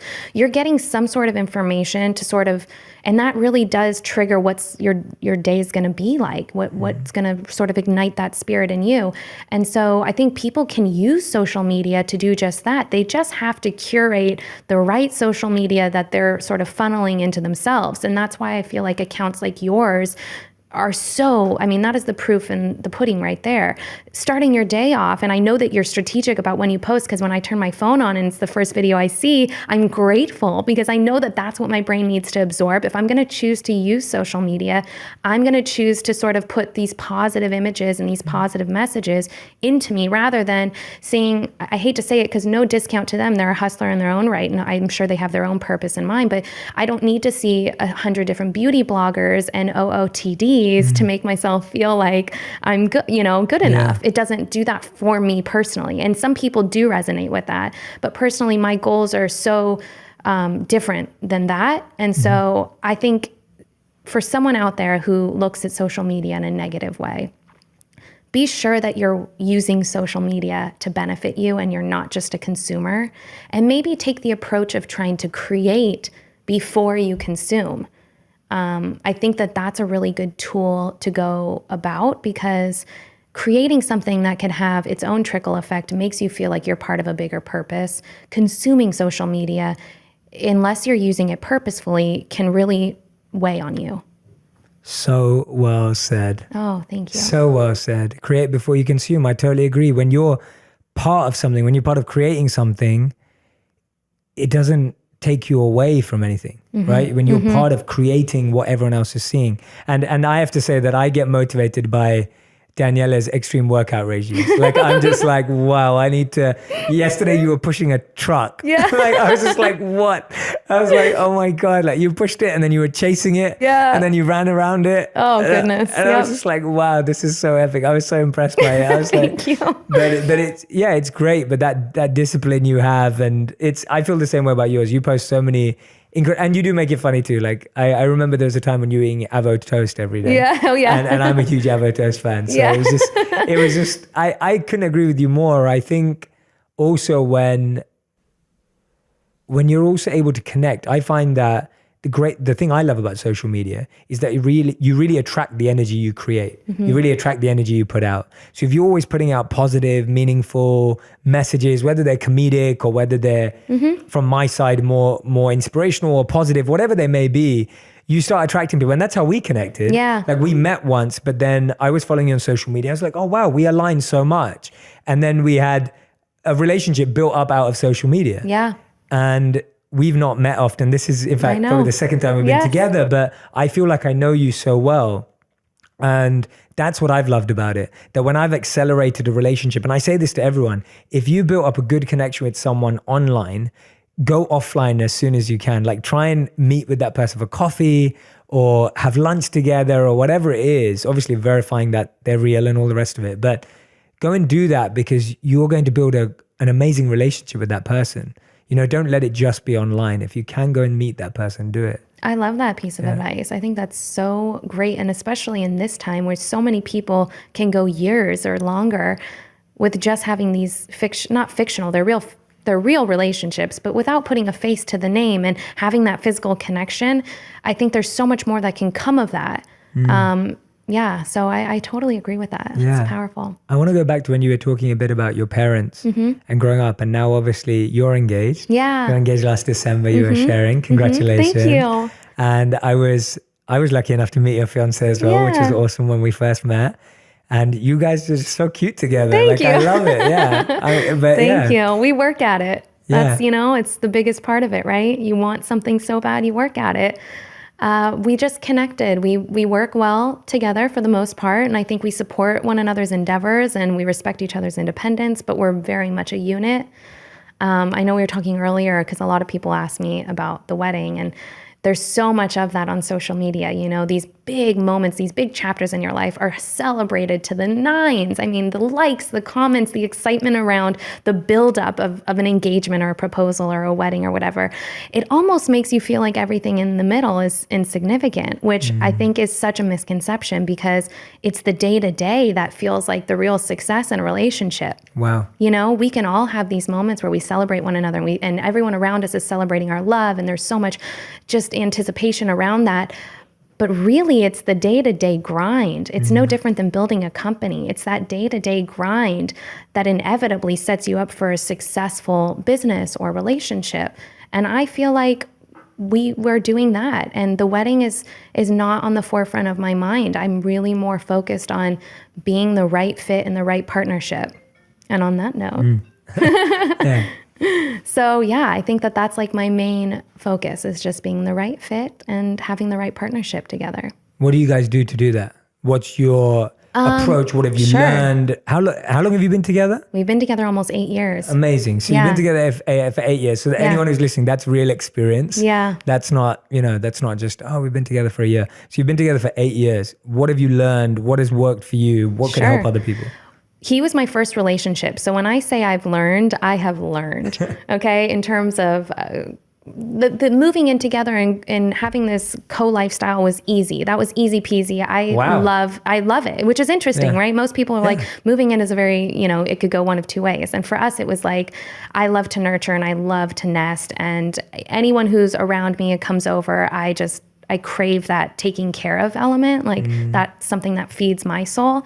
So easy, that fit right in. I think for me, I have an independence element that I've established since a young age. And so being in a relationship, sometimes that can be a little bit of a tricky element, but he's also an entrepreneur in his own right. So we sort of balance each other out. Like I found that person who can respect that quality in me and lifts that quality up rather than saying, oh yeah, it's another dream or whatever, so we work at it and we've been figuring out how to communicate along the years, and like that changes as you evolve as humans. And it's been fun. And I think that to me is what keeps us interesting, is that it's not monotonous. I mean, it's monotonous in a way that we're one for each other and that's it. Sure. But it's not monotonous in our daily, weekly, monthly grind. Like we love adventures and we love trying new things. And we talk about, not falling into the, conventional relationship or what that may be for some people. Yeah. So yeah, I love that we were both talking about our, what's the right word? It's like lack of status quo. Yeah, like our not discuss. it's almost like we're not trying to follow the rules or something. Yeah, whatever the rules are. Yeah, I don't know who invented the rules. Who invented them? Who invented them? I don't agree with any of them. Yes. And why do they have to be tied to a certain age or a certain demographic or a certain stage of life? And I've just never thought like that. I've never felt that life is a set of stages that you have to live in order. And I feel like the more you do that, you push away from what you were saying, which is falling in love with the process. Yes. And then it becomes about the destination. It becomes about the next milestone. And I was saying that to someone was asking me the question the other day. They said, Jay, how do you stay detached from the result? Like, how do you stay detached from an expectation of how something should go? And I said that it's when you get to the degree that you're getting all of what you need from the process, to that degree, you don't need it from a milestone or an end.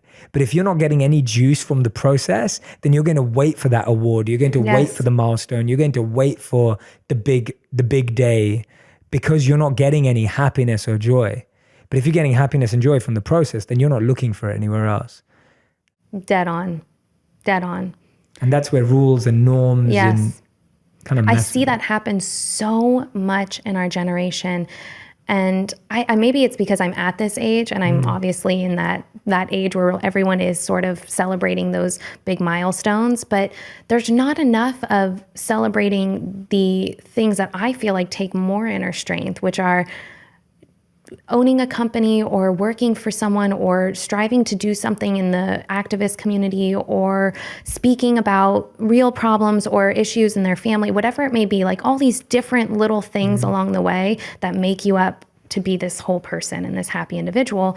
It's not always about the wedding or the baby shower or the big birthday bash or whatever it may be that kind of creates this identity of who you are for that moment, because then you set yourself up for failure. You get to that peak. It's where do you go from there? Yeah. And that's why you hear about these girls. I have friends all the time. And they're like, I'm going through the blues, the post-wedding blues. And they're going through the depression of like, what was my life for a whole year? And now I have to reinvent the wheel. Oh, wow. And that must feel so tricky. Definitely. And the interesting thing about that is that can happen with starting a company. That can happen with totally. It can happen. That feeling can happen with anything. Yes. And therefore, what I believe me and you are trying to say, what we're getting to is almost like it shouldn't be around any of those. No. It's a personal choice. It's that personal exploration, that curiosity. Yeah. Because I know people who've built successful companies and 10 years on are now trying to find their identity because identity was so closely linked to that company. That's how I feel about acting. Right. I feel like for so long, my identity was, and I was just telling a friend of mine, it's like in my family and my group of friends, like there's the actress. That's the girl who, was on TV or whatever. And I'm so different than that identity. Like there's so many different layers to all of us. I want to be the person who expresses the layers in between. And I think that's what I want other people to feel acceptable doing as well. Because there's so much that makes us great. Yeah. I love that, expressing the layers in between. Yeah. Yeah, it's so true. We can be seen as so one-dimensional, even if you're not. Our job titles make us one-dimensional. It's like that becomes your imprint. And that's why I get excited by every time I get asked to send my biography for an event I'm speaking at or whatever it is, I literally struggle like what to write. Because I'm like, I don't even know how to describe what I do. And then my mom will be like, I want to tell you my friends what you do. And I'm like, I'm not sure, mom, like how you can explain it. Because if I told you a title, they wouldn't understand. Like, you know, but it's beautiful that we are struggling to define ourselves in one sense. Yes. Because we are multi-layered and multifaceted, and we have so many more dimensions and elements, as opposed to saying I am this and defining ourselves by a word or a job. Absolutely. Because then you by nature somehow instill all this happiness and that identity. And what if at some point that identity dissipates? Yes. Or you decide to pivot, and then all of a sudden you have to teach the people around you that, no, that's okay. Like, I don't resonate as that. And that's not all of who I am. I'm going to pivot into this. And this is also a part of who I am. And this also feeds me. And this also makes me feel empowered. It's a tricky thing to sort of navigate sometimes. It sounds like you had to do that with your friends and family. Yeah. And I think little by little, I mean, everyone always thinks that I'm just going to fall into another show, and I probably will at some point, but I'm taking this time to do what I think I'm supposed to do right now. And I think there's a bigger purpose behind all of it. How have you connected that with your family and friends? Like, how have they been able to see that rise of you? Because I guess I've only known that side of you. Right. So I've only known you as an activist more than anything, really. Right. And I see you as an incredible activist. Like, you're doing amazing work. So how have the people who've had to evolve with you evolved? How have you helped them see the different side of you, or has it just happened naturally? You know, it's been really nice is that social media is so prevalent, because people see what I'm doing very quickly and they kind of get on board pretty quickly. But no matter what I do, I don't know that I'll ever be able to shake the actress identity, and I'm okay with it. But I just hope that they know that there's so much more than that, you know? And that's, that's all. And I think you've leveraged it, which is what we were saying earlier. And that's the best bit, I think, that you've leveraged that identity to be able to be everything else you want to be. Right. And people, like you said, take you seriously. They follow you because of this particular identity, but you're showing. So I actually think it works hand in hand. Yeah, so do I. It works hand in hand. So I'm not trying to shake it too much, but I also want people to know there's those layers. They're there. Exactly. Yeah, little bullet points underneath. Yeah, keep it. We need it, because I think anyone I speak to that wants to be a advocate for change, an ambassador, an activist, I feel like when you are known for something, when you are influential in a particular way, everything you do becomes more amplified. I know. It's just the world we live in. I know. And I'm aware of that. Yeah. So, no, I know you are. No, I know. It's just, I when I hear that, it's almost like I need to reinstill that way of thinking as well, because I know that there is a reason why I've been given so many amazing opportunities to be on a platform or reach more people. And I sometimes forget how important that piece is, and be so grateful for all of that. And with your intention, it's perfect. Thank you. That's why I think I feel very confident saying that to you, because I know what your intention is, and it's so much deeper. So when you have that beautiful intention and then you give influence to that intention, that amplification is beautiful. Whereas if the intention is just greed, enjoyment, negativity, fame, power, etc., and then you give that amplification, that never leads to any good. And I feel like, I think you'll also inspire not only people who watch you or know you for what you've done, but also peers in this space to find more meaning in their life too. Because I find that I was speaking to someone who's a successful singer the other day, and he was sharing the same thing with me, that he struggles with the industry and the kind of messages that are put out. And I was like, yeah, but you can change that. Yeah. Like, people listen to your opinion. So you not turning up to interviews and award shows and actually sharing the right message is actually a disservice. Yeah. Like, it's actually a disservice, because you not turning up says nothing. You turning up and sharing something says everything. Yep. And that's, I think you'll not only inspire the people that are watching and following and part of the community, but inspire peers, which I'm excited to see. Oh, thank you. When I'm listening to you, what I'm hearing so much is I hear passion, I hear meaning, I hear fulfillment. And I'm not saying any of that's perfect. And we both know that. And same with my life. But I'm hearing all of that. And in my opinion, that comes because you're a person of service, because you're an activist. And that identity of yours, that layer of yours, is what's fueling all of this, right? Yeah, no, I just had this conversation. I was telling someone the other day, they were struggling to find out what their identity was, what their purpose is. Like, they just feel like they live a more mundane lifestyle, and they just feel like they're constantly on that wheel of just, what is the life? What is this? And I said, are you serving?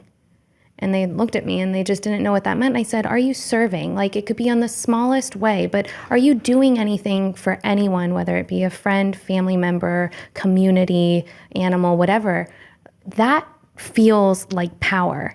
That is something we all can do. Yeah. there's no definition that describes someone who serves other than it's all of us. We all can do that. And the feeling of doing something that can make an impact on someone else's life or in a bigger impact than you even could have imagined yourself makes you feel like there's a purpose. And who knows what can transpire from that. So thank you for even saying that, because there's something really special about finding that service element in your life. Because there's so much good. There's just so much good that can come of that. Yeah, definitely. I remember getting so into understanding service after I lived as a monk for 3 years. Yeah. And service was a total part of our life. Like that is the foundational principle of everything. Wow. And then when I came back to the real world, I was like, okay, I need to understand how true this is scientifically too. And I saw this incredible study they did at Cambridge University where this guy called Michael Norton, he tested how people feel when they were given $5 to $20 to spend on themselves or spend on other people. And they measured their happiness before and after without telling them it was a happiness experiment. And they found that everyone who used $5 or $20 on themselves were no happier than they were before. So your happiness didn't go down, but it didn't go up. And everyone who spent the money on other people, whether it was $5 or $20, their happiness went up by at least 10 to 20%. And so it was just, scientifically from a data point of view, forget how we feel and forget what we know, just from that point of view. And the funny thing is that the most common things people bought each other bought themselves with Starbucks and makeup. Oh my goodness. And the most common things people bought others was Starbucks and makeup. So it wasn't even about what it was. It was that feeling of giving. And the whole study kind of concluded by saying money can buy happiness if you spend it on other people. And it wasn't all about money, it was in terms of time and energy as well. So even investment of any sort. Exactly, right. Even if you don't have money, it's that investment of time and energy. Oh, that's so powerful. Yeah, oh my goodness. I just hope people take that away. I hope that really lands, because it doesn't cost anything. I mean, it is a measure of money in that regard, but it doesn't cost anything to serve. And it could be so simple. I mean, people say, call your grandparents, and you don't want to call your grandparents. You get off the phone with your grandparents and feel like $100. You're like, wow, I just made her day. And maybe she didn't really know who I was. Like she was probably, who's that? It didn't matter. That is the piece that makes you feel like you did something that's bigger than you, and you step outside of being a selfish person like we all tend to be, because it feels like survival of life sometimes. But yeah, it's awesome. Power of service for sure. I love it. Yeah, I often say it as we're wired for generosity, but we've been educated for greed.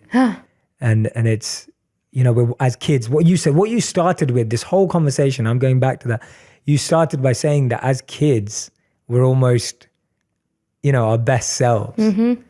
And that's why when you made that incredible decision at 5 years old, we're able to kind of tap into how we really feel. And I genuinely believe that kids are wired for generosity. As kids, we're wired for generosity. And then education of all types comes in. I don't just mean the educational system. And it kind of rewires us to become me. So it's beautiful. And I think everyone who's listening, for those of you who don't know, and we've gone so deep with Daniela today, but you work with a nonprofit called Bridget. Yeah, Meet Bridget. Yeah, that uses video creation to equip underserved teen girls to envision themselves in careers outside their immediate environments.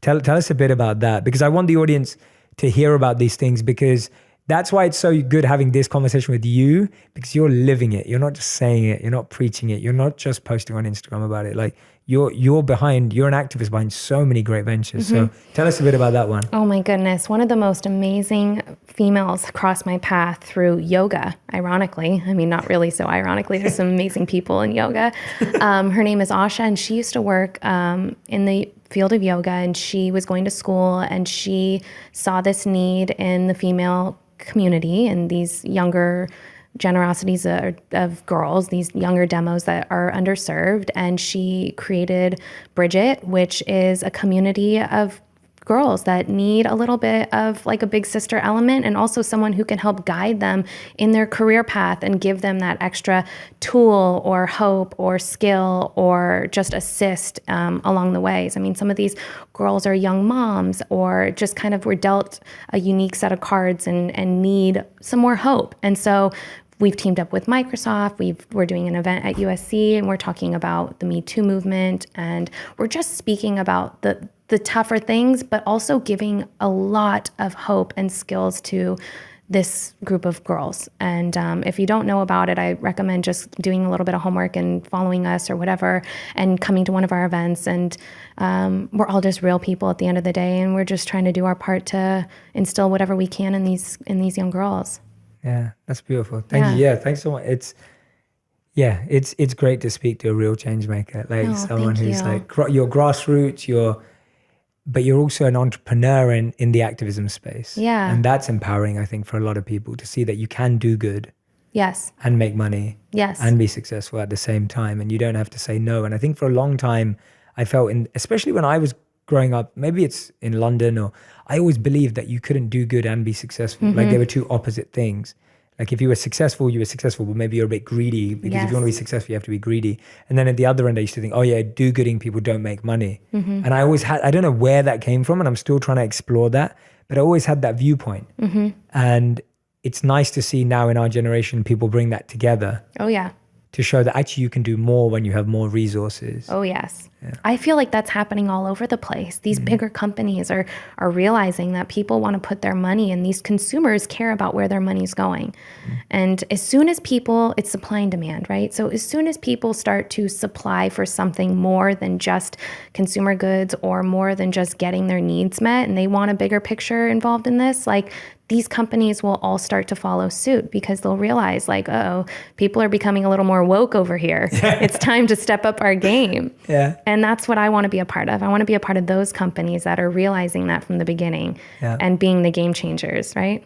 I love it. I've got my 5 big questions for you. Oh, okay. As we come to a close. Okay. So these are usually quick, but they've been a bit longer recently when I've been doing them, because I have awesome guests and everyone has awesome things to share. So I stopped doing them as quick questions, because I was like, if it gets deep, it's deep. Okay. And you can make them as funny as you like to. Okay. So I genuinely feel like this. And again, I'm saying this to everyone, and I know Daniela would say this about herself. It's not about being perfect, but you do seem really happy and content.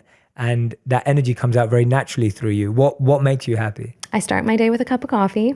Nice. Okay. And I evaluate what I'm doing. I always am checking in with myself. And I know when I'm feeling a low, I either pop a B vitamin or I get to the gym. And usually I get to the gym before I do anything, because I know that there are certain things that make me who I am.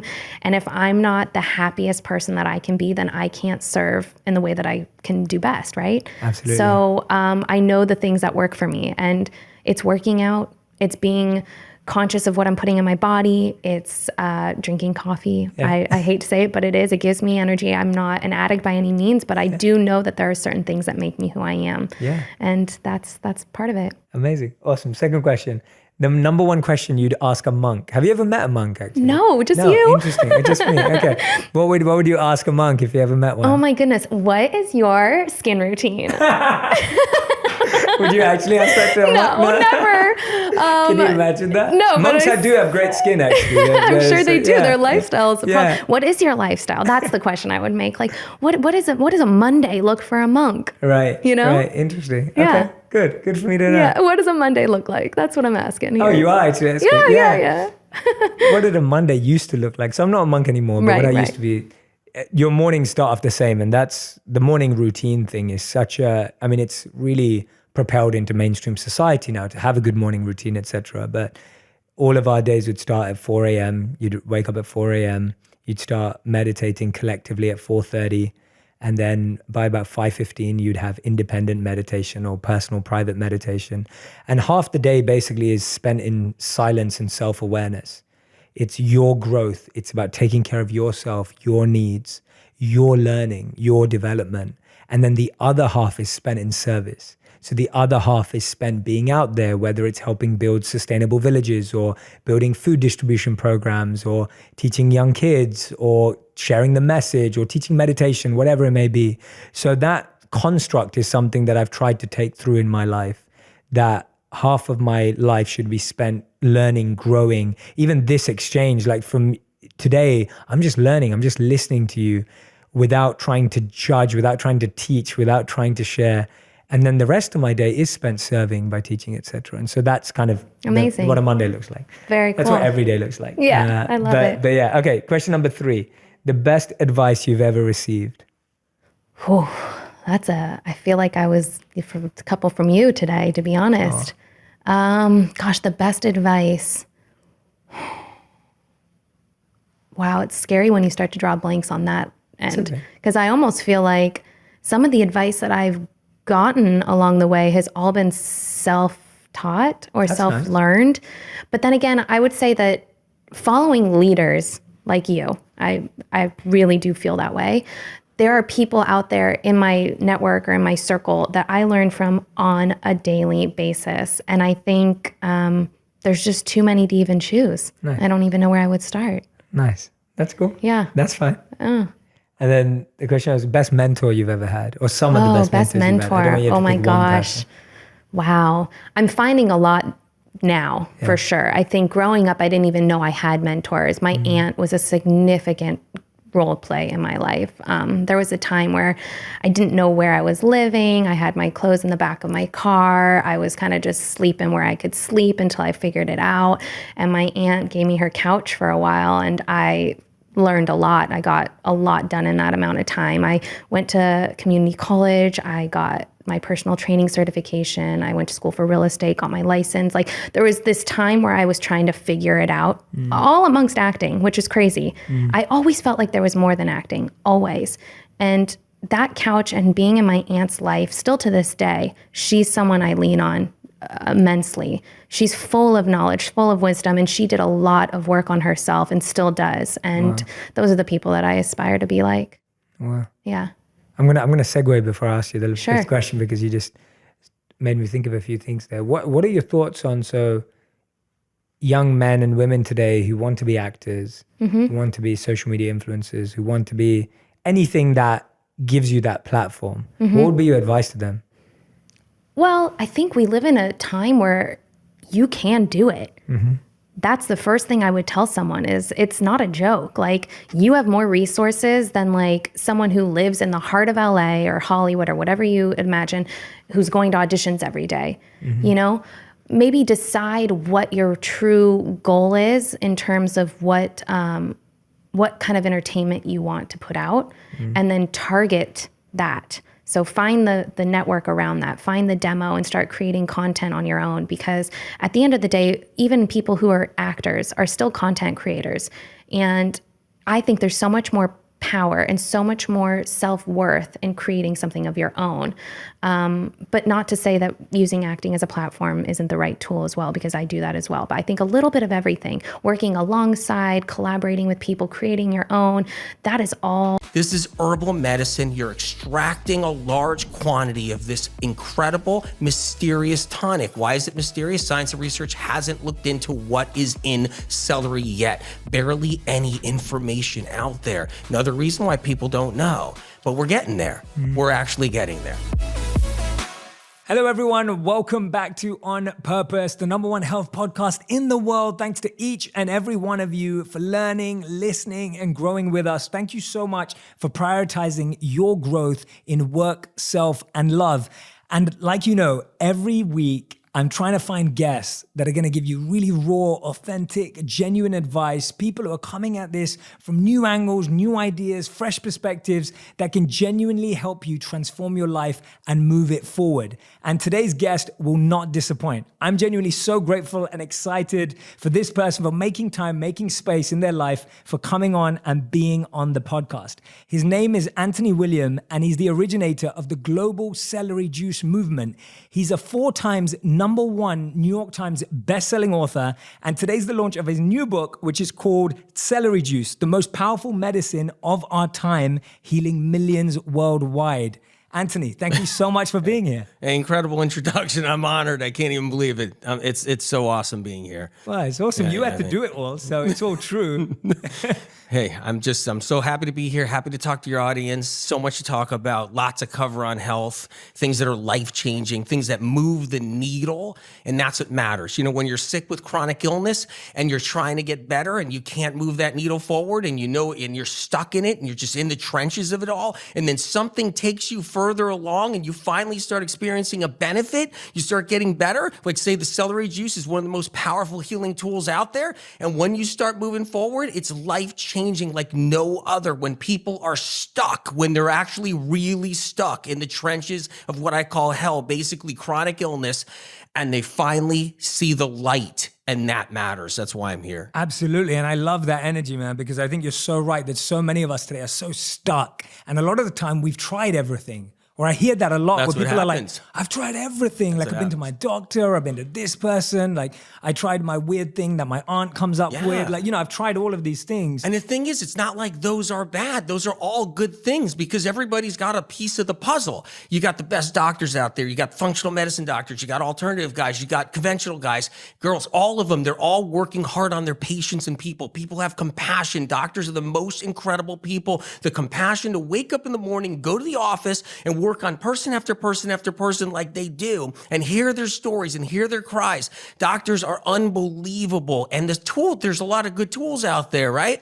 But what happens is there's some things people don't even know about yet that plug into what they're doing. Say they're doing a keto diet, or say they're doing a paleo diet, say they're doing a vegan diet, say they're doing a plant-based diet, and they're not getting all the results they need. And they're all confused and everybody's flip-flopping from vegan to paleo to vegan, and everybody is all upset. But when you plug in something like the celery juice and you know how to use it, you can move forward wherever you are. You can plug this into what you're doing. It's tools like that literally move the needle and change the lives of millions. And right now, hundreds of millions are drinking celery juice. It's the most powerful healing movement of our time and day. And I want everybody to actually be part of it, because why miss out? What are you going to do? You're not going to do it? You're not going to partake in something that could change your life? Absolutely. So I want everybody to know this isn't one of those scams or farces. This is that powerful. When you use this herbal medicine, something changes inside of us. I love that. And I can't wait to uncover that with you in this podcast and in the live that we're about to do. I can't wait to get into all the details. But I want to take it backwards slightly. Sure. Because I want people to understand where you're coming from. Absolutely. And I want people to understand your background, your journey, and just behind the mind, inside the mind of Anthony. So I want to go back to you being 4 years old. Yeah. And you're 4 years old, and you literally, without any help, any support, whatever it is, you literally let your grandmother know that she had lung cancer. She had lung cancer. Yeah. She was symptom free. Like no one knew at that time. Not at all. No. And then they checked. Yeah. And you were spot on. Yeah. Woke up one morning and heard a voice perfectly clear. People say, wait a minute, how does he get this advanced medical information that's decades ahead of research and science? I know scientists, I know incredible doctors, lab technicians, and they say his information is advanced. Whether anybody likes it or not, whether the source he hears it from you don't agree with or you're not happy about, this voice he hears that he heard at 4 years old that diagnosed his grandmother of lung cancer, and from there on, this is all he's ever done. And people are like, hey, you know what? I don't know. Do I trust this? And I totally understand. I totally get it. A guy that hears a voice, when you really know the origin of it, it's hard. This is herbal medicine. You're extracting a large quantity of this incredible, mysterious tonic. Why is it mysterious? Science and research hasn't looked into what is in celery yet. Barely any information out there. Another reason why people don't know. But we're getting there. We're actually getting there. Hello, everyone. Welcome back to On Purpose, the #1 health podcast in the world. Thanks to each and every one of you for learning, listening, and growing with us. Thank you so much for prioritizing your growth in work, self, and love. And like every week, I'm trying to find guests that are going to give you really raw, authentic, genuine advice. People who are coming at this from new angles, new ideas, fresh perspectives that can genuinely help you transform your life and move it forward. And today's guest will not disappoint. I'm genuinely so grateful and excited for this person for making time, making space in their life, for coming on and being on the podcast. His name is Anthony William, and he's the originator of the global celery juice movement. He's a 4 times #1 New York Times best-selling author, and today's the launch of his new book, which is called Celery Juice, the most powerful medicine of our time, healing millions worldwide. Anthony, thank you so much for being here. Incredible introduction. I'm honored. I can't even believe it. It's so awesome being here. Well, it's awesome. You had to do it all, so it's all true. Hey, I'm so happy to be here. Happy to talk to your audience. So much to talk about, lots to cover on health, things that are life-changing, things that move the needle. And that's what matters. You know, when you're sick with chronic illness and you're trying to get better and you can't move that needle forward and and you're stuck in it and you're just in the trenches of it all. And then something takes you further along and you finally start experiencing a benefit. You start getting better. Like say the celery juice is one of the most powerful healing tools out there. And when you start moving forward, it's life-changing like no other. When people are stuck, when they're actually really stuck in the trenches of what I call hell, basically chronic illness, and they finally see the light, and that matters. That's why I'm here. Absolutely. And I love that energy, man, because I think you're so right that so many of us today are so stuck. And a lot of the time we've tried everything. Or I hear that a lot where people are like, I've tried everything. Like I've been to my doctor, I've been to this person. Like I tried my weird thing that my aunt comes up with. Like, you know, I've tried all of these things. And the thing is, it's not like those are bad. Those are all good things because everybody's got a piece of the puzzle. You got the best doctors out there. You got functional medicine doctors. You got alternative guys. You got conventional guys, girls, all of them. They're all working hard on their patients and people. People have compassion. Doctors are the most incredible people. The compassion to wake up in the morning, go to the office and work on person after person after person like they do and hear their stories and hear their cries. Doctors are unbelievable. And there's a lot of good tools out there, right? But what happens is there's some things people don't even know about yet that plug into what they're doing. Say they're doing a keto diet, or say they're doing a paleo diet, say they're doing a vegan diet, say they're doing a plant-based diet, and they're not getting all the results they need. And they're all confused and everybody's flip-flopping from vegan to paleo to vegan, and everybody is all upset. But when you plug in something like the celery juice and you know how to use it, you can move forward wherever you are. You can plug this into what you're doing. It's tools like that literally move the needle and change the lives of millions. And right now, hundreds of millions are drinking celery juice. It's the most powerful healing movement of our time and day. And I want everybody to actually be part of it because why miss out? What are you going to do? You're not going to do it? You're not going to partake in something that could change your life? Absolutely. So I want everybody to know this isn't one of those scams or farces. This is that powerful. When you use this herbal medicine, something changes inside of us. I love that. And I can't wait to uncover that with you in this podcast and in the live that we're about to do. I can't wait to get into all the details. Yeah. But I want to take it backwards slightly. Sure. Because I want people to understand where you're coming from. Absolutely. And I want people to understand your background, your journey, and just behind the mind, you know, inside the mind of Anthony. So I want to go back to you being 4 years old. Yeah. And you're 4 years old, and you literally, without any help, any support, whatever it is, you literally let your grandmother know that she had lung cancer. She had lung cancer. Yeah. She was symptom-free. Like no one knew at that time. Not at all. No. And then they checked. Yeah. And you were spot on. Yeah. Woke up one morning and heard a voice perfectly clear. You know, people say, wait a minute, how does he get this advanced medical information that's decades ahead of research and science? You know, I know scientists, I know incredible doctors, lab technicians, and they say his information is advanced. Whether anybody likes it or not, whether the source he hears it from you don't agree with or you're not happy about, this voice he hears that he heard at 4 years old that diagnosed his grandmother of lung cancer, and from there on, this is all he's ever done. And people are like, hey, you know what? I don't know. Do I trust this? And I totally understand. I totally get it. A guy that hears a voice, when you really know the origin of it, you know, it's hard. But when lab technicians and scientists and doctors that are elevated in the field of medicine say his advanced information, like Epstein-Barr causing Hashimoto's thyroiditis, he was the first to actually bring that out before they even knew that's what was happening. And when they say, hey, he's advanced with this information and it's about getting people better, we got to kick back a little bit. We got to calm down and say, okay, let's listen to this because this is different. This is actually really helping people. And at 4 years old, that's what happened. It was information coming through perfectly clear. I heard it straight in a voice right to me.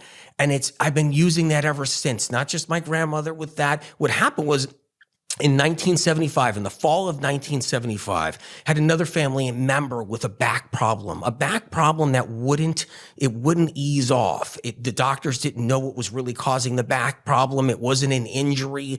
It was an inflammatory condition, a mystery back injury, or a mystery back inflamed problem where they're suffering. They couldn't walk, right? In late 1975, Spirit, which I call Spirit, the voice, said celery juice. This is when it started. Celery juice for this family member. We didn't have really any kind of juicer. Look what year it is. Look what's going on. We weren't prepared. They had the blender, the beat up old blender. We ground up that celery, right? And we strained it with a cheesecloth, and we just strained it out. And a family member was a skeptic about celery juice. Well, what do you mean celery juice? Drank it and started recovering that night, slowly recovering. And then the end of the week, out of the woods with his back problem, walking. And it's that kind of thing right there. And yes, the voice tells me what to do. So that's what I've done. Dedicated my life helping people, but giving them information that even doctors want to know. There are thousands of doctors in this country alone with the Medical Medium Series books in their offices. Patients have brought them in, and the doctors they're smart. They read it and say, wait a minute. This is different. Whoa, wait, he's talking about viruses. He's talking about pathogens. He's talking about things we don't know about viruses and pathogens that's not anywhere. And also what to do, which is one of the tools, the celery juice. What I'm more interested in, because I've seen all of that research, I've seen people say, of all of your incredible background and the studies and the research and the fact that it's worked for people, how did you start to trust that voice? Because I almost feel like that's sometimes harder. It's like trusting your own, trusting a voice that's coming to you. How was that process for you? You know what it is when you see it working in front of your own eyes. The results. You know, when I was 13 years old and a stock boy in a little grocery store, and that voice is telling me, you know, why someone has diabetes, or what's going on, or what's happening with them, or the brain tumor that they have, or something that's going on. And the voice is telling me what's happening inside their bodies and what they need. You can't avoid it. You can't ignore it. It's not one of those things you just say, well, I don't want to do this anymore. You know, it's not what you're in it, and you go with it, and you keep on working, you know, forward to help people and change their lives. It's so critical. Absolutely. So let's get onto the celery juice. How did you start discovering the secret behind this herb? Like, how did you start seeing that it had such a powerful effect? Like, how did you first uncover? Because I think there are just so many vegetables out there. You can make so many juices. Yeah. People have drank probably the wrong juices for such a long time. Yeah. But where did it start? All juices are great. That's the thing. All juices are great. They offer benefits. And a lot of people, they get confused and they say, well, why would celery juice by itself do anything for you? And one of the reasons is it's an herb. It's not a vegetable. It's an actual herb, and herbal medicine is powerful. I mean, if anybody's listening out here, do you like herbs on any level? What herbs are your favorite? There's so many people that are into they're into herbs. That's the whole thing. You got Chinese medicine, you got Ayurvedic, you got all this. Herbs are powerful. And there's herbalists out there, there's doctors out there, natural doctors, you know, and herbs are a big part of our lives. Well, why do they do things for us? Because they're very healing. Well, celery has been, no one knew. And that's the thing. I mean, even when I heard it from the voice originally, perfectly clear, juice the celery, it's an herb. I was even like, wait a minute, no, it's a celery stick. What do you mean? Yeah. This is a vegetable that no one cares about and never really cared about. And Spirit's like, it's not a vegetable, it's an herb, it's herbal medicine. You extract it in a large quantity. And when you do that, that's when the miracles happen. And then, you know, someone might say, wait a minute, you know, you have to leave the fiber. You have to leave the pulp. Juicing's not good. You're leaving like nutrition behind, the fiber and the pulp. But what they don't understand is chamomile tea, right? Do you eat the tea bag after you've you go out with a friend, right? Do you cut open that tea bag and say, wait a minute, I got to get this fiber. I got to get this pulp here because that's where the nutrition is. No, the medicine comes from the chamomile, and that's what you're getting, that medicine to relax you, to calm you, the things that people like. Same thing with other herbs and herbal teas and so forth. Of course, you can eat some of the herbs, but they're better extracted, the medicine. So it's the power of that. This is an herbal tonic, an herbal elixir. And what you'll see out there is dietitians who are amazing people or nutritionists who are amazing people. What they'll do is they'll be confused and be like, no, leave the pulp and fiber. Anthony William doesn't know what he's talking about. You don't want to just have that. And they don't know. This is herbal medicine. You're extracting a large quantity of this incredible, mysterious tonic. Why is it mysterious? Science and research hasn't looked into what is in celery yet. Barely any information out there. Another reason why people don't know, but we're getting there. We're actually getting there. We are getting there. And you're leading that movement, which I absolutely love. Like, it's incredible. Like, you're really pushing that out there. And I think it's so important that we do live in a time where we are allowing unique voices to come to the fore. Yeah. You know, maybe in 1975 and years after that, people would have been closed to these things. But now people are seeing also the lack of certain research and certain studies and recognizing that there are alternatives. Tell me, when you started uncovering celery juice, what are the key issues that you're seeing celery juice benefit? What are the key challenges that people are experiencing? Autoimmune disease. I know there's a big list. Oh my God, big list. People dealing with chronic illness. When I call chronic illness, symptoms that won't alleviate or come constantly or on and off intermittently, but they don't go away technically. What could that be? Chronic fatigue syndrome, ME chronic fatigue syndrome, right? Lyme disease, multiple sclerosis, Hashimoto's thyroiditis, lupus. These are just some things. Eczema and psoriasis, rosacea, different conditions people suffer from and all this. Acne, there's SIBO. All of these things, you could just keep on going on. Things that people are plagued with, and the fatigue is one of them. That's a big one. When moms can't get out and they can't get out of the house and run the house and run their careers and take care of their children because they can barely function because of severe brain fog, chronic fatigue syndrome, and not have real answers. And the fibromyalgia and the rheumatoid arthritis and all these things people suffer with, these are the things celery juice starts to move the needle with. It's these things. It's different when someone's exercising every day, 2 hours a day. They feel good. They're young. They're strong in the moment. They haven't gotten sick yet in their lives. They haven't been there. And they're trying celery juice for a week and they're like, I'm not sure what I'm noticing. I think there might have been energy. I don't know. But then you take someone who's been to 50 doctors, okay, been through hell and back, struggled, suffered, been told they're crazy, okay, or given 3 or 4 different diagnoses. And then you take somebody like that and they've tried everything. They've been on every diet. They've been to every functional medicine doctor. They've been to every single conventional doctor, everybody they can under the sun. And then they try celery juice for 2 weeks, 3 weeks, for 2 months, for 30 days, for anything, for 5 days. And they're like, oh my God, I'm getting relief for the first time. And I've tried everything. I have 50 supplements piled up in my house, in my cupboards. I got all this food I buy every day from all these different diet plans. I talk to all these different doctors. I'm online looking for information. And celery juice is moving the needle and it's getting me better. And that's why it's here. There's something really important to understand here. Health trends are not propelled like this. This is propelled because people are actually healing. That's the difference. This is an organic movement. This is a trend or something more powerful above a trend. And people don't realize this yet. That's the truth. Naysayers are too late for the party. They can complain and cry and say, oh, there's no science behind it. What else? And there's so many things. Someone said recently, oh, forget celery juice. You have to eat all the rainbow of the colors. Where's the science proving that if you eat every rainbow in the color that you're going to fix your chronic illness? Where's that science? There's no science on that about what someone actually healing a chronic illness moving forward because they're eating all the rainbows and the colors. Of course you want all the colors in the foods and you want all the different foods. I never said you know that would be bad or good or not. I said that's great.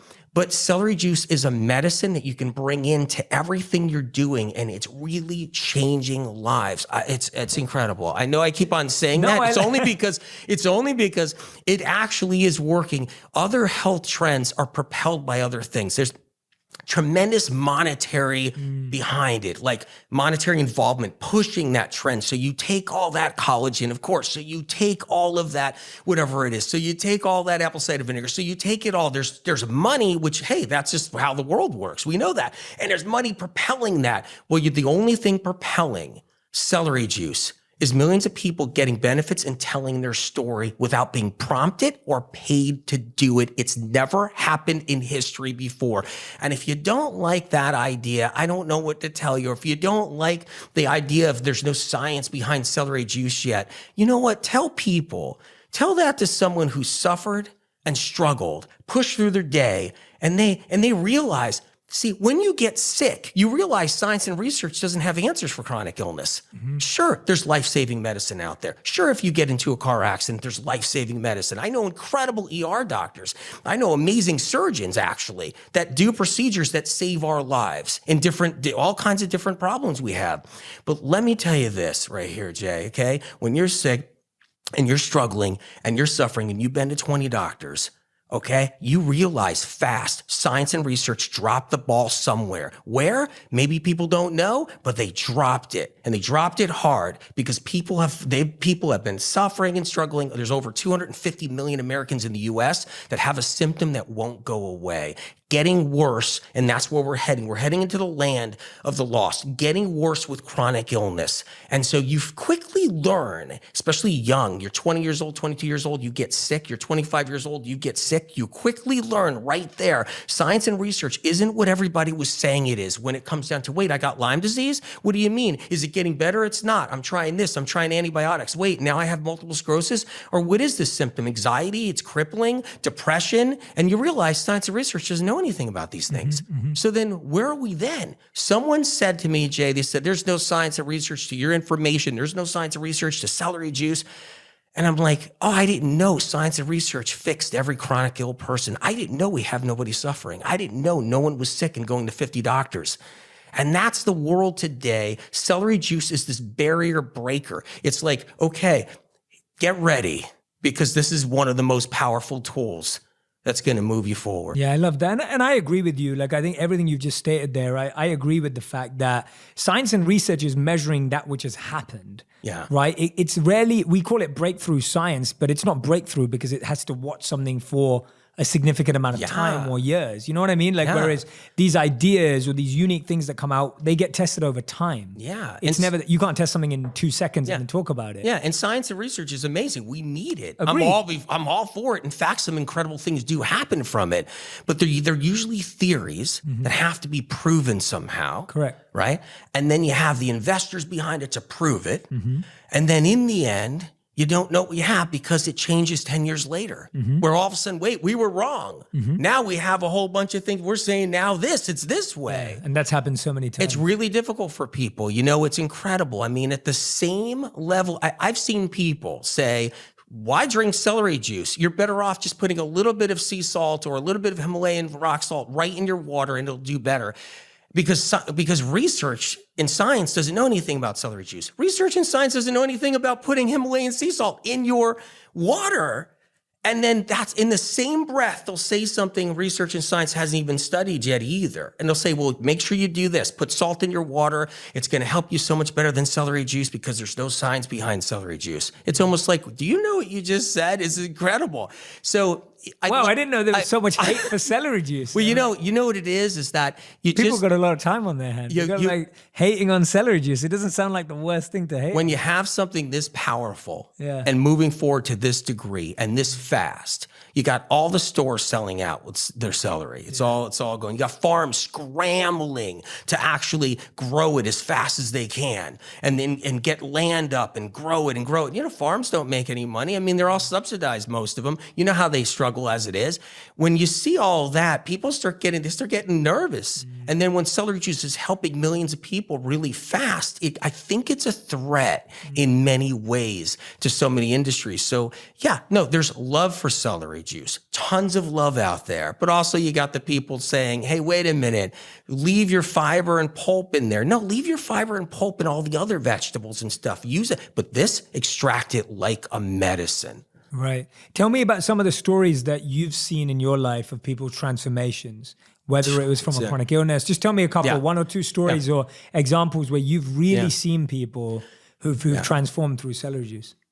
Debilitating eczema, debilitating psoriasis, where people suffer, they can't wear clothes. They can't leave the house because they can't put clothing on their skin. And they're just doing the steroids. They've tried the steroids. They tried different things. They've seen so many doctors. They suffer. Their skin's cracking and bleeding everywhere. And celery juice brought into their lives and used correctly, like I talk about in the celery juice book. And it gets them to clear it up. They start to see benefits. I mean, miraculous cases reversed. It's incredible. I'm not just talking about it got a little bit better. I know many cases, many of them over the years and now today, where they get rid of that debilitating eczema, where they were crying. They cried. They had to be on painkillers. They couldn't even move their arms and legs, and they got through it on the other side of it. Also debilitating chronic fatigue syndrome, fibromyalgia, multiple sclerosis, getting people forward with that. People with Lyme disease, celery juice is all of a sudden the very thing that's now changing everything with their diagnosis that they've got, or no diagnosis, where doctors are confused and they're just sick and they're home and they got high anxiety and depression. I've seen the celery juice do something for these people, but for decades I've seen it before it exploded, before the publication of the Medical Medium series books in 2015. It was already building. It was a quiet storm. I think it snuck up on everybody. It snuck up on the world. I think this health trend, or whatever we want to call it now, has snuck up in a way and became a tidal wave just last year. It finally became this big tidal wave. And I always say to people, you know what? If you learn about it now, and it's important. So yeah, and I also think that it's a tidal wave for those who are really looking. And then there is a lot of us who are interested, but we don't find out until someone brings it to the front of our minds, the front of eyes. You know what I mean? Yeah, I do. It's like until someone really breaks it down for you, like you have in this book, like until someone really explains to you the process of why it works, how to take it, like you've done in this book. Like I feel like even then, if that doesn't happen, a lot of these trends just go over our heads. Absolutely. Right? And for That's most true. people, because these trends feel like it's still too hard. Yeah. Or it's like a short-term thing. Like, I'm going to I watched a video and I'm going to try it for a week, but I don't have a process. Yeah. Tell us about the process that you outline in this book and how you've made it so simple. There's over 100 questions always asked. How do I drink celery juice? What do I do? Do I put my blender with my other food? I wanna know. It's all that. It has to be by itself. It has to be by itself in a certain amount. 16 ounces is where you want to be to start with. It's 16 ounces of it, juiced fresh. Very important. So you could juice it at home fresh, okay? You can go to a juice place. I do recommend don't do the HPP thing, which is high pressure pasteurization. I mean, there's nothing wrong with HPP. I mean, you can do other juices that are HPP. You go into health food stores, grocery stores, you see all those drinks. They look like they're really fresh. They look like they were just done yesterday, but they got a date on them for a couple of weeks because it's high pressure pasteurization. Now, I noticed that that's happening with celery juice. Don't get confused by that. Don't pick that one, because if you pick that one, it's going to be hindered. It's going to lose its healing benefits, its potency. Exactly. You want it juice fresh. Go to your juice bars. Go to health food stores that will juice it right in front of you. Make sure it's done right there. Do it at home, and that's where the magic happens. So there is going to be there is a confusion developing where you get the bottled celery juice now sitting on there, and people are like, well, that must be as good as everything else. And if they're not experiencing the benefits they need from drinking it, then they get thwarted by it. They get pushed off by it. Yeah. So that's just one example. I answer lots of questions. Can you do it while you're pregnant? Yeah, you can do celery juice. Can you do it while you're breastfeeding? Yes.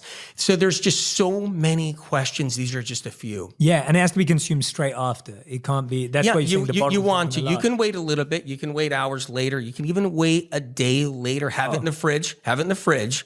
And that will still be better than, say, something like in the store at high pressure pasteurization, on there with a long shelf. But date. Ideally straight away. Yeah. Ideally that's going to have the most potency. Yeah. And I talk about what's in it that hasn't been discovered yet. And if someone says, well, how would he know this voice he hears? How would I know Epstein-Barr was the cause of thyroid problems? And I was the guy long before talking about it everywhere, talking about it to doctors, talking about it all, them publishing and everything else. And now they're saying, hey, science and research just found there's a link to Epstein-Barr to thyroid disease, thyroid disorders. Same thing with the celery juice. Yes, I hear the information. I know what's in it. There's something called sodium cluster salts. That's the antiviral That's the phytochemical compound.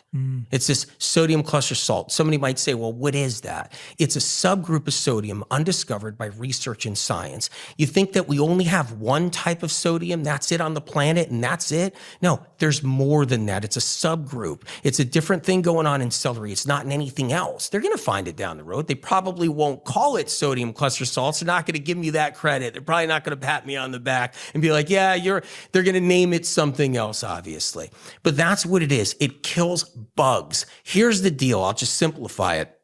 People are sick because they got bugs. That's it. Your Hashimoto's thyroiditis, your rheumatoid arthritis, bugs cause this. It's not your body attacking itself. It's bugs. It's pathogens. It's viruses. It's bacteria. So when people have their fibro, there's a bug involved. That's what this is. Chronic fatigue syndrome, there's a bug. So what's going on is we're filled with bugs. I know that's kind of annoying. We got viruses like Epstein-Barr. We got the simplexes in us wreaking havoc. We got the HHV6s. We have shingles viruses. We have bacteria. And people have these bugs in them. We live with them. They create inflammation. Meanwhile, the food wars that are going on, the vegans against the paleos and the keto and everything else, and everybody's fighting each other, but nobody realizes you guys are all dealing with Epstein-Barr's, dealing with streptococcus, you're dealing with strep and different viruses. And the reason why celery juice is working is because the sodium cluster salts in celery juice is annihilating a lot of bugs in people. It's breaking it down, it's killing them, it's cleaning up their livers, it's getting the bugs out of the livers, and that's why their inflammation is actually getting better and better. Wow, amazing. And I was looking at something you were saying about how it's also stopping the vicious cycle of addiction. Yeah. Which is incredible. How does that work? Well, that seems like a totally different challenge in my head, at least, like from an uninformed point of view. So how is celery juice even helping people with addiction? Well, you know what? It revives your liver. It starts to restore it. Your liver can actually hold more what's called glycogen, glucose, because that's what it needs to do. It needs to store glucose and glycogen, it's the very thing that runs our blood sugar throughout our body. When our blood sugar is unstable and it's imbalanced, we tend to fall prey to addiction really easy. Plus electrolytes. We all lack electrolytes. So when you eat a food of any kind or you drink water, you get some electrolytes naturally occurring. Any kind of food you eat, there's a natural occurring electrolyte going on there, right? Well, those are pieces you're collecting all day long. What did you have for breakfast? There's some electrolytes in it. What did you have for lunch? There's a few more electrolytes in it. And then dinner, a few more, or during the day. There's electrolytes in things we're consuming, but we're never getting enough at once. We're never getting the whole electrolyte family at once, right on the neurons, right with the neurotransmitter chemicals using them, right? All of this happening. Celery juice is like a complete electrolyte, still undiscovered by research and science. Of course, research knows that there's antioxidants in celery juice. Of course, they know there's vitamin A and K in there. It's funny, and I've heard somebody say, maybe people are getting better because of the vitamin A and K. And I'm like, what about the vitamin A and K that's in every other fruit and vegetable? What about all of that? Plus all the supplements people you're still not moving forward. Why is this doing it? Sure. Does it have a different vitamin A and K? What it does have, though, is it has a full, complete electrolyte. It goes to the brain fast and easy, clings onto the neurons, revives tired, dehydrated neurotransmitter chemicals, starts to actually bring those back so your electrical impulses fire fast so you can be quick talking, so you can actually hear, you can actually think what you're saying. The brain fog goes away. Everything starts clearing up. And when those electrolytes hit those neurons and spark that fire, and those electrical impulses are cruising through those neurons, and that is precious. That is like gold right there. And that's another reason why addiction could stop. So you want to bring it back to addiction. When those electrolytes are hitting all those neurons, your electrical impulses are firing and running through those neurons, and all that's happening, and you're starting to think clear and your brain fog's backing down, you don't fall prey to addiction right there. That alone. The blood sugar starts to balance out because your liver's healing and getting better. Your glucose reserves in your liver are storing back up so it can control part of the blood sugar problem that we deal with, because it's not just the pancreas. And when all that's happening, you get stronger. Your mind gets stronger. Your control gets stronger. You know what? You take control over your life. And that's what celery juice. If you want one simple thing from me right there, you know what? Use celery juice to help take control over your life. Absolutely. Because it can be one of those tools. I'm not saying it fixes everything and anything in one shot. I'm not saying this is literally the miracle that will fix it all.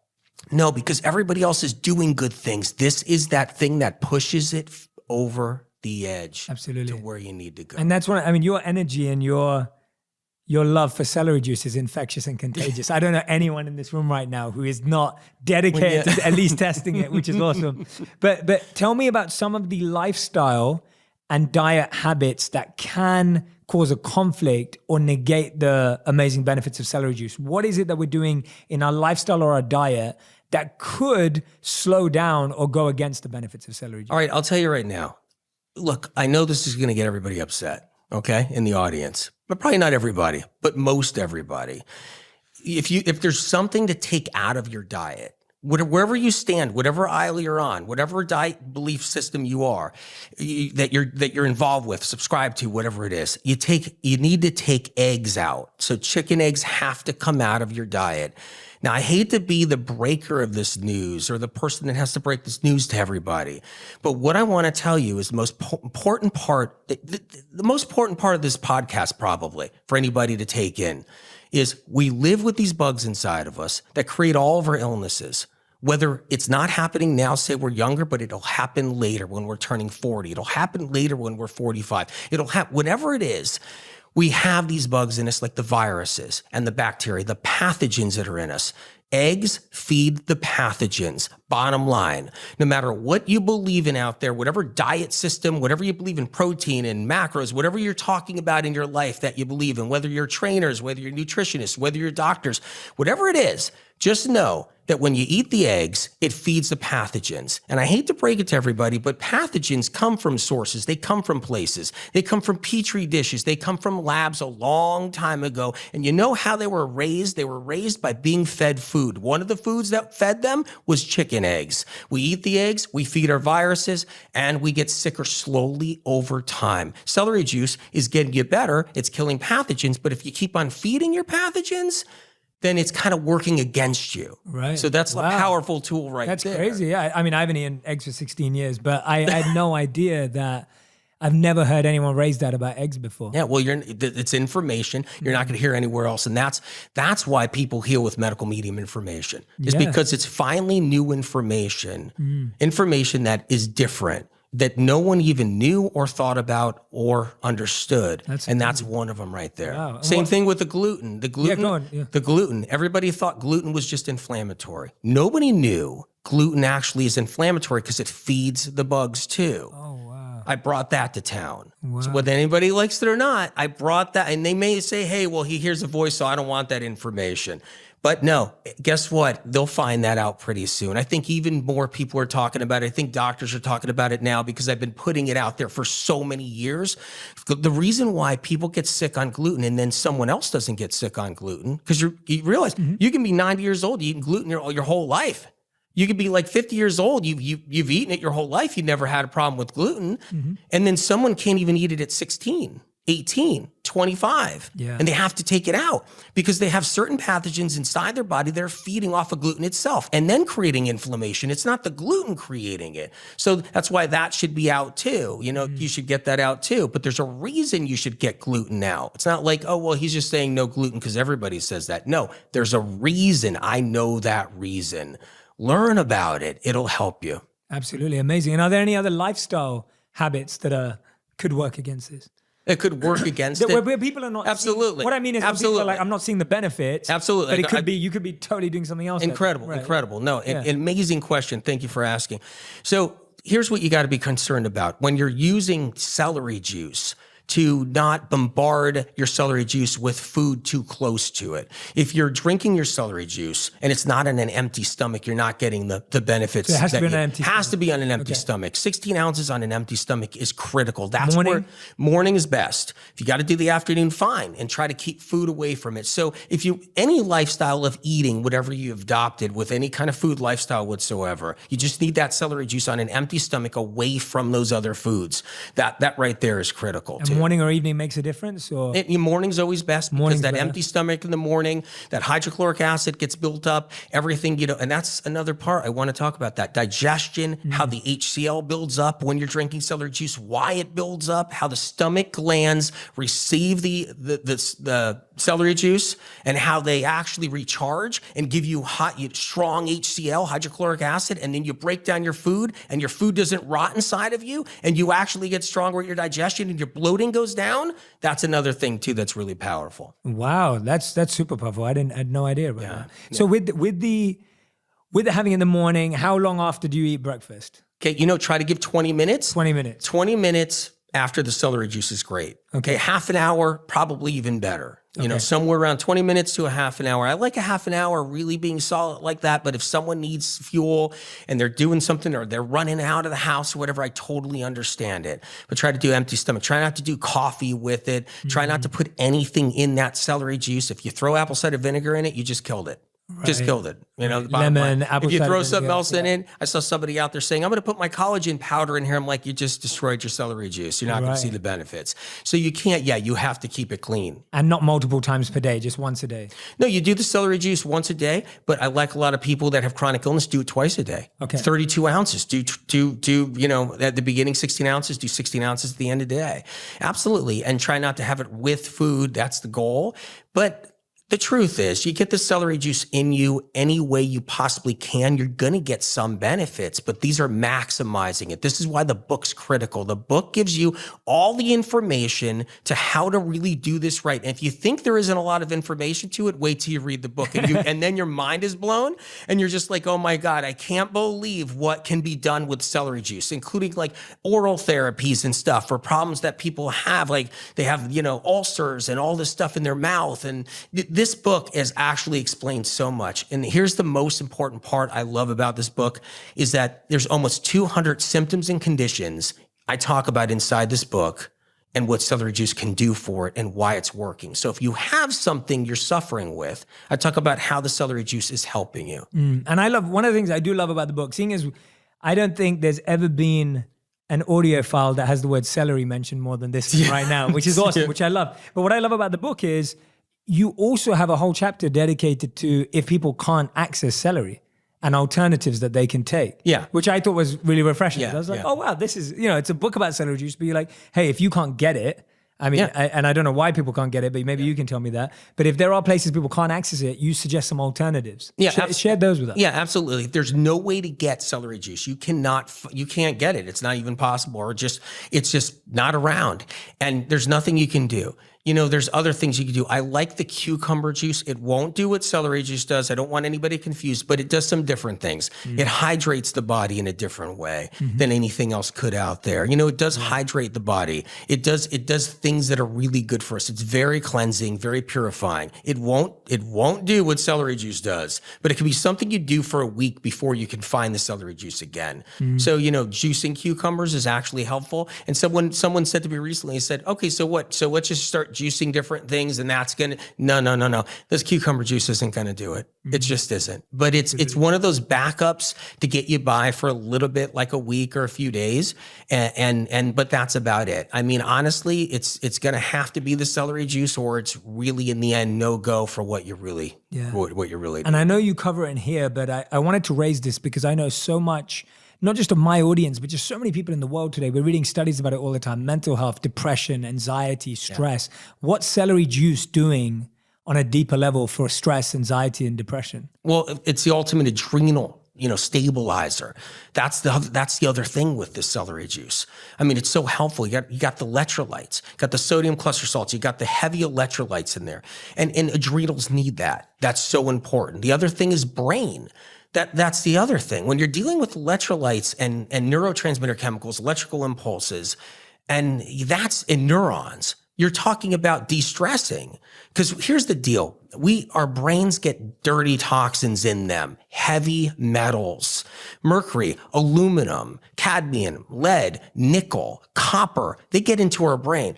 Someone said to me, they were like, hey, I don't have any metal in my head. What are you talking about? I said, did you ever have a fluoride treatment? Did you ever have a fluoride? I had tons of those. all through my life, I go, that's a byproduct of aluminum right there. Byproduct of aluminum means it's still aluminum. It is part aluminum in a different form. It goes to the brain directly. So when you have that fluoride treatment, you're getting aluminum in there. It's in there. Has it left? No. There's nothing you're doing in your life to remove it. We also get mercury in the brain really easy. We come into this world with mercury in us from our forefathers and foremothers. Well, that's the whole thing. Our ancestors give us mercury. It's passed down. It doesn't leave. It gets constantly passed down generation to generation to generation. And it sits in us, and it sits in our brain. It sits in other places, and it even can trigger off higher anxiety in people. It can trigger off depression, having that mercury, having those other metals inside of us. And we collect them here. They're in our water. They're in other sources. We just get it in us. Celery juice helps loosen up those metals, stops them from oxidizing so they don't rust in our brain, so they don't break down our brain tissue, our glial cells and other parts of our brain. It's critical. It's just such a critical part of anxiety and depression. Celery juice does help with it. And I love that because we're talking about this simple antidote in one sense, which is actually impact mental and physical health, which is actually quite rare because usually we look at them as separate. Usually it's like, okay, I do this for my body and I do this for my mind. Yeah. But here you've got one thing that's actually helping both. Yeah. I've run across so many people and seen it throughout the years, and you see it on the internet now. My depression is alleviating. My anxiety is getting better. Things are getting better just from doing the celery juice. Crippling anxiety is so debilitating. People can't leave their houses. I've seen people suffer so greatly over the years, and when you don't have anxiety, you may not realize what they're going through. You may not know what they're going through when you don't have anxiety, because it's hard to get into that person's shoes. When you don't have it yourself, it doesn't really make sense. What do you mean you have anxiety? What do you mean you can't function? What do you mean you can't get out of the house and get in the car and you got to take anxiety medication? Because here's the deal. When you haven't been to a lot of doctors and you haven't struggled with your health, it's hard to get in touch with the ones that are struggling. Mm-hmm. It's an entirely different crew. When I get interviewed a lot, when media interviews me and I tell them, chronic illness, people are suffering, they're struggling. They never put that in there ever. That's why I have tremendous respect for your podcast, for what we're doing right here, because I'm able to talk about the ones that I fight for every 100%. Single day. Because that's what I do. That's what I do. I fight for the people who are chronically ill and they don't get heard. That's the thing. I've been a messenger for them. I've been a voice for them all these years, to the people that are smart enough to know science and research hasn't had the answers for them. And doctors know that they haven't had the answers that they needed to move forward, and they suffered and struggled. Anxiety is one of those pieces of it. It's crippling. It can really stop someone from enjoying their life, not enjoying working, functioning, taking care of things, going to school. And, I've seen people, hey, my anxiety is starting to alleviate a little bit more, and it's worth everything. It is worth, even if you knock down that anxiety down 50%, 25%, the difference is someone being able to stay out all day or work a day in their career or start writing or do something with their life. Think about how empowering that is. And celery juice, when that does that for somebody with anxiety and you see that happen, you're like, oh my God, I'm going to fight for this. I'm going to fight for the celery juice. I don't care what it takes. I'm going to put myself on the firing line. Let's get this stuff out there more and more for people. Absolutely. And I love what you said, that it's really been this organic emerging thing. It's happened organically. It hasn't been funded. It hasn't had any money put into it. It's not an investment. It's been organic. It's the first of its through healing time. People, which is amazing. But you've also had organically a lot of celebrities and influencers reach out to you who've become fans of your work and supporters of your work. Yeah, and I was asked recently too about this, and they said, "Well, what are they being paid to do it?" Said, "There's not one celebrity that got anything." I was going to ask you that. Oh no, I know, but it's a really good point because people think it. They're like, "What are they getting out of this?" What do you mean? What are they getting out of this? So let me tell you something about the celebrities that I know. Anyway, okay, I'm going to be straight out. Okay, they actually care about people suffering. They actually have tremendous compassion. They actually care about their fans, their followers. They care about people on the planet. And they really, really do. It matters to them. They're drinking celery juice. It makes them feel better and it gets them healthier, right? So they can be a more powerful voice in what they're doing, changing the world. But it's even more than that. The celebrities I know, James Vanderbeek and, and Jenna Dewan and so many others, and Sly Stallone and so many others, they care about people. They want people to feel better. It matters to them. And because they've been through pain too. Absolutely. Yeah. They've been through a lot in their own lives. And so when they see people, that are struggling, that are getting better because they know they're spreading that information about celery juice, it matters. It matters to their souls. It matters to everybody to know that people are getting better. Celebrities have tremendous compassion. The ones I know, unbelievable people, and it's just great that they're doing. Pharrell, he's out there. He cares about people, cares about humankind, and this right here, it's not measurable. It's unmeasurable. It's that powerful. It's that incredible. I love it, man. This podcast has been such an education for me. And I hope that everyone listening and watching, I've been able to ask some of those questions that you'll be thinking about too, because I'm coming at a point of just learning, being a student and someone who wants to experiment with this. So all of my questions have been from my own desire to be an experimenter with this. I'm excited to see its impact on my life. And I'm hoping everyone listening and watching today has got some of the information to get you going. But I really, really hope that you're going to go and get the book, because the book's going to break it down for you. Yeah, and the book's going to stop you from doing a 1-week test,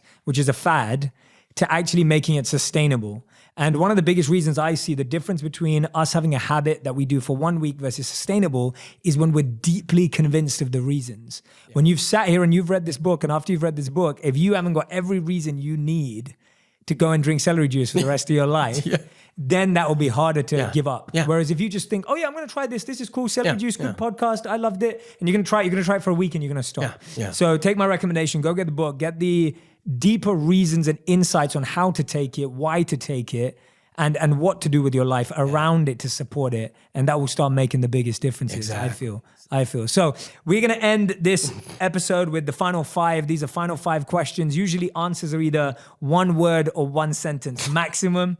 So this is going to be a big challenge for Anthony, because he's so, what I love about you, just have so much to say, but it's all it's all in depth. Like it's real. Your insights are awesome. So I'm going to try and get you to 1 word or 1 sentence, but we're going to see how it goes. So question number 1 is, what's the biggest health myth you've ever heard? There's so many of them. Tell us your favorite one. All right. Metabolism. Okay, go on. I'm going to let you tell me more. Metabolism. You've got so much Yeah. Metabolism just means that we're alive. The discovery of metabolism just means that we're alive. Mm-hmm. We're living. We have blood flowing through us. Mm-hmm. Okay. Mm-hmm. And that, no one really knew that really. Mm-hmm. Metabolism was just the discovery of, hey, you're eating, you're burning fuel, you're a living organism, you're a living being, right? Mm-hmm. But it's not why people gain weight, slow metabolism. Mm-hmm. And that's one of the greatest myths out there. They're gaining weight from livers that are stagnant and sluggish. Mm. Everybody's livers are bombarded. They're toxic. That's why I came out with Liver Rescue, the book, because their livers are challenged and they're filled with toxins. And that's what puts the weight on. That's what makes things the lymphatic system gets swollen with water. The weight comes on, the belly fat. It's from a liver, a weak liver, sick liver, stagnant, sluggish liver. It's not from metabolism. Still to this day, I'm sure everybody in the audience right now, my God, who's been totally just fed metabolism for the last 30, 40, 50, whatever it is, they're just going to be all upset. But I just trying to drop the truth on you on that one. It's a liver. You take care of your liver, and you take care of that, and then everything starts getting better with weight and what we think is metabolism problems. Amazing. Yeah, you're going to the root. I like it. Okay, question number 2. If you could give everyone in the world a habit to do for 30 days, apart from drinking celery juice every day, what would it be? The heavy metal detox smoothie I offer. Okay. Get the metals out. Mm-hmm. Get them out of the body. That's the key. I mean, okay, there's so many different habits you can do. I get it. There's so many for your consciousness, so much for just mental, so much different physical ones you can do. Mm-hmm. But getting metals out, that's the habit right there. Get some cilantro in you. Get some spirulina in you. Mm-hmm. Know the right ones, the ones I care about, because those are the ones that actually work. Get some things in you. Pull the metals out. I talk about it. The heavy metal detox smoothie. That's the one right there. You pull metals out, things change too. It's like the celery juice, the heavy metal detox smoothie. Get into that habit. Get into the celery juice habit. There you go. Awesome. Question number 3. What are the top 3 things on your grocery list? Celery. Celery's okay. That's a given, right? Yeah. That's a given. Yeah. Okay. Another one, wild blueberries. Okay. That's the second one right there. Because? Wild blueberries, the antioxidants. Okay. That's a whole nother food. Wild versus cultivated blueberry. The one in the clamshell, the pint-sized clamshell, that is the cultivated blueberry. It's the big blueberry. It doesn't do a fraction of what the frozen wild blueberry. You go into the freezer section and you go in there, you'll see different brands. I mean, I use the Wyman's one. There's another brand that's there. There's different brands, but you get the frozen wild blueberries. That's oh my God, that food. So celery, that, and I love apples. Okay. It's got to be a must. Yeah. Give me another one. Let's have one more, seeing as we go for 4. All right, papaya. Okay. Yeah, that's another one. And then mosh. Okay. People call it mache, but mosh. It's a green. It's an amazing green. There's not enough of it out there, but you can find it. Go to the health food store. That green is great. Leafy greens are good. Awesome. Okay, question 4. Tell us about the top 3 herbs that you couldn't live without. Lemon balm, can't live without it. Helps the neurological system. I've used it to actually help people with anxiety, depression, of course, but also with neurological problems, tics, spasms, tingles, numbness. It's antiviral too, like celery juice. When you bring that lemon balm in there, it's a big deal. That one. Nettle leaf, another incredible herb without a doubt. I've been recommending it since I was a kid because of spirits. It's literally right off the start recommending it. So nettle leaf, that's anti-inflammatory, of course. Why? It also is antiviral in its own right. Great medicine. And of course, turmeric. Which is a spice, but in a rhizome, but turmeric. It's amazing. So I like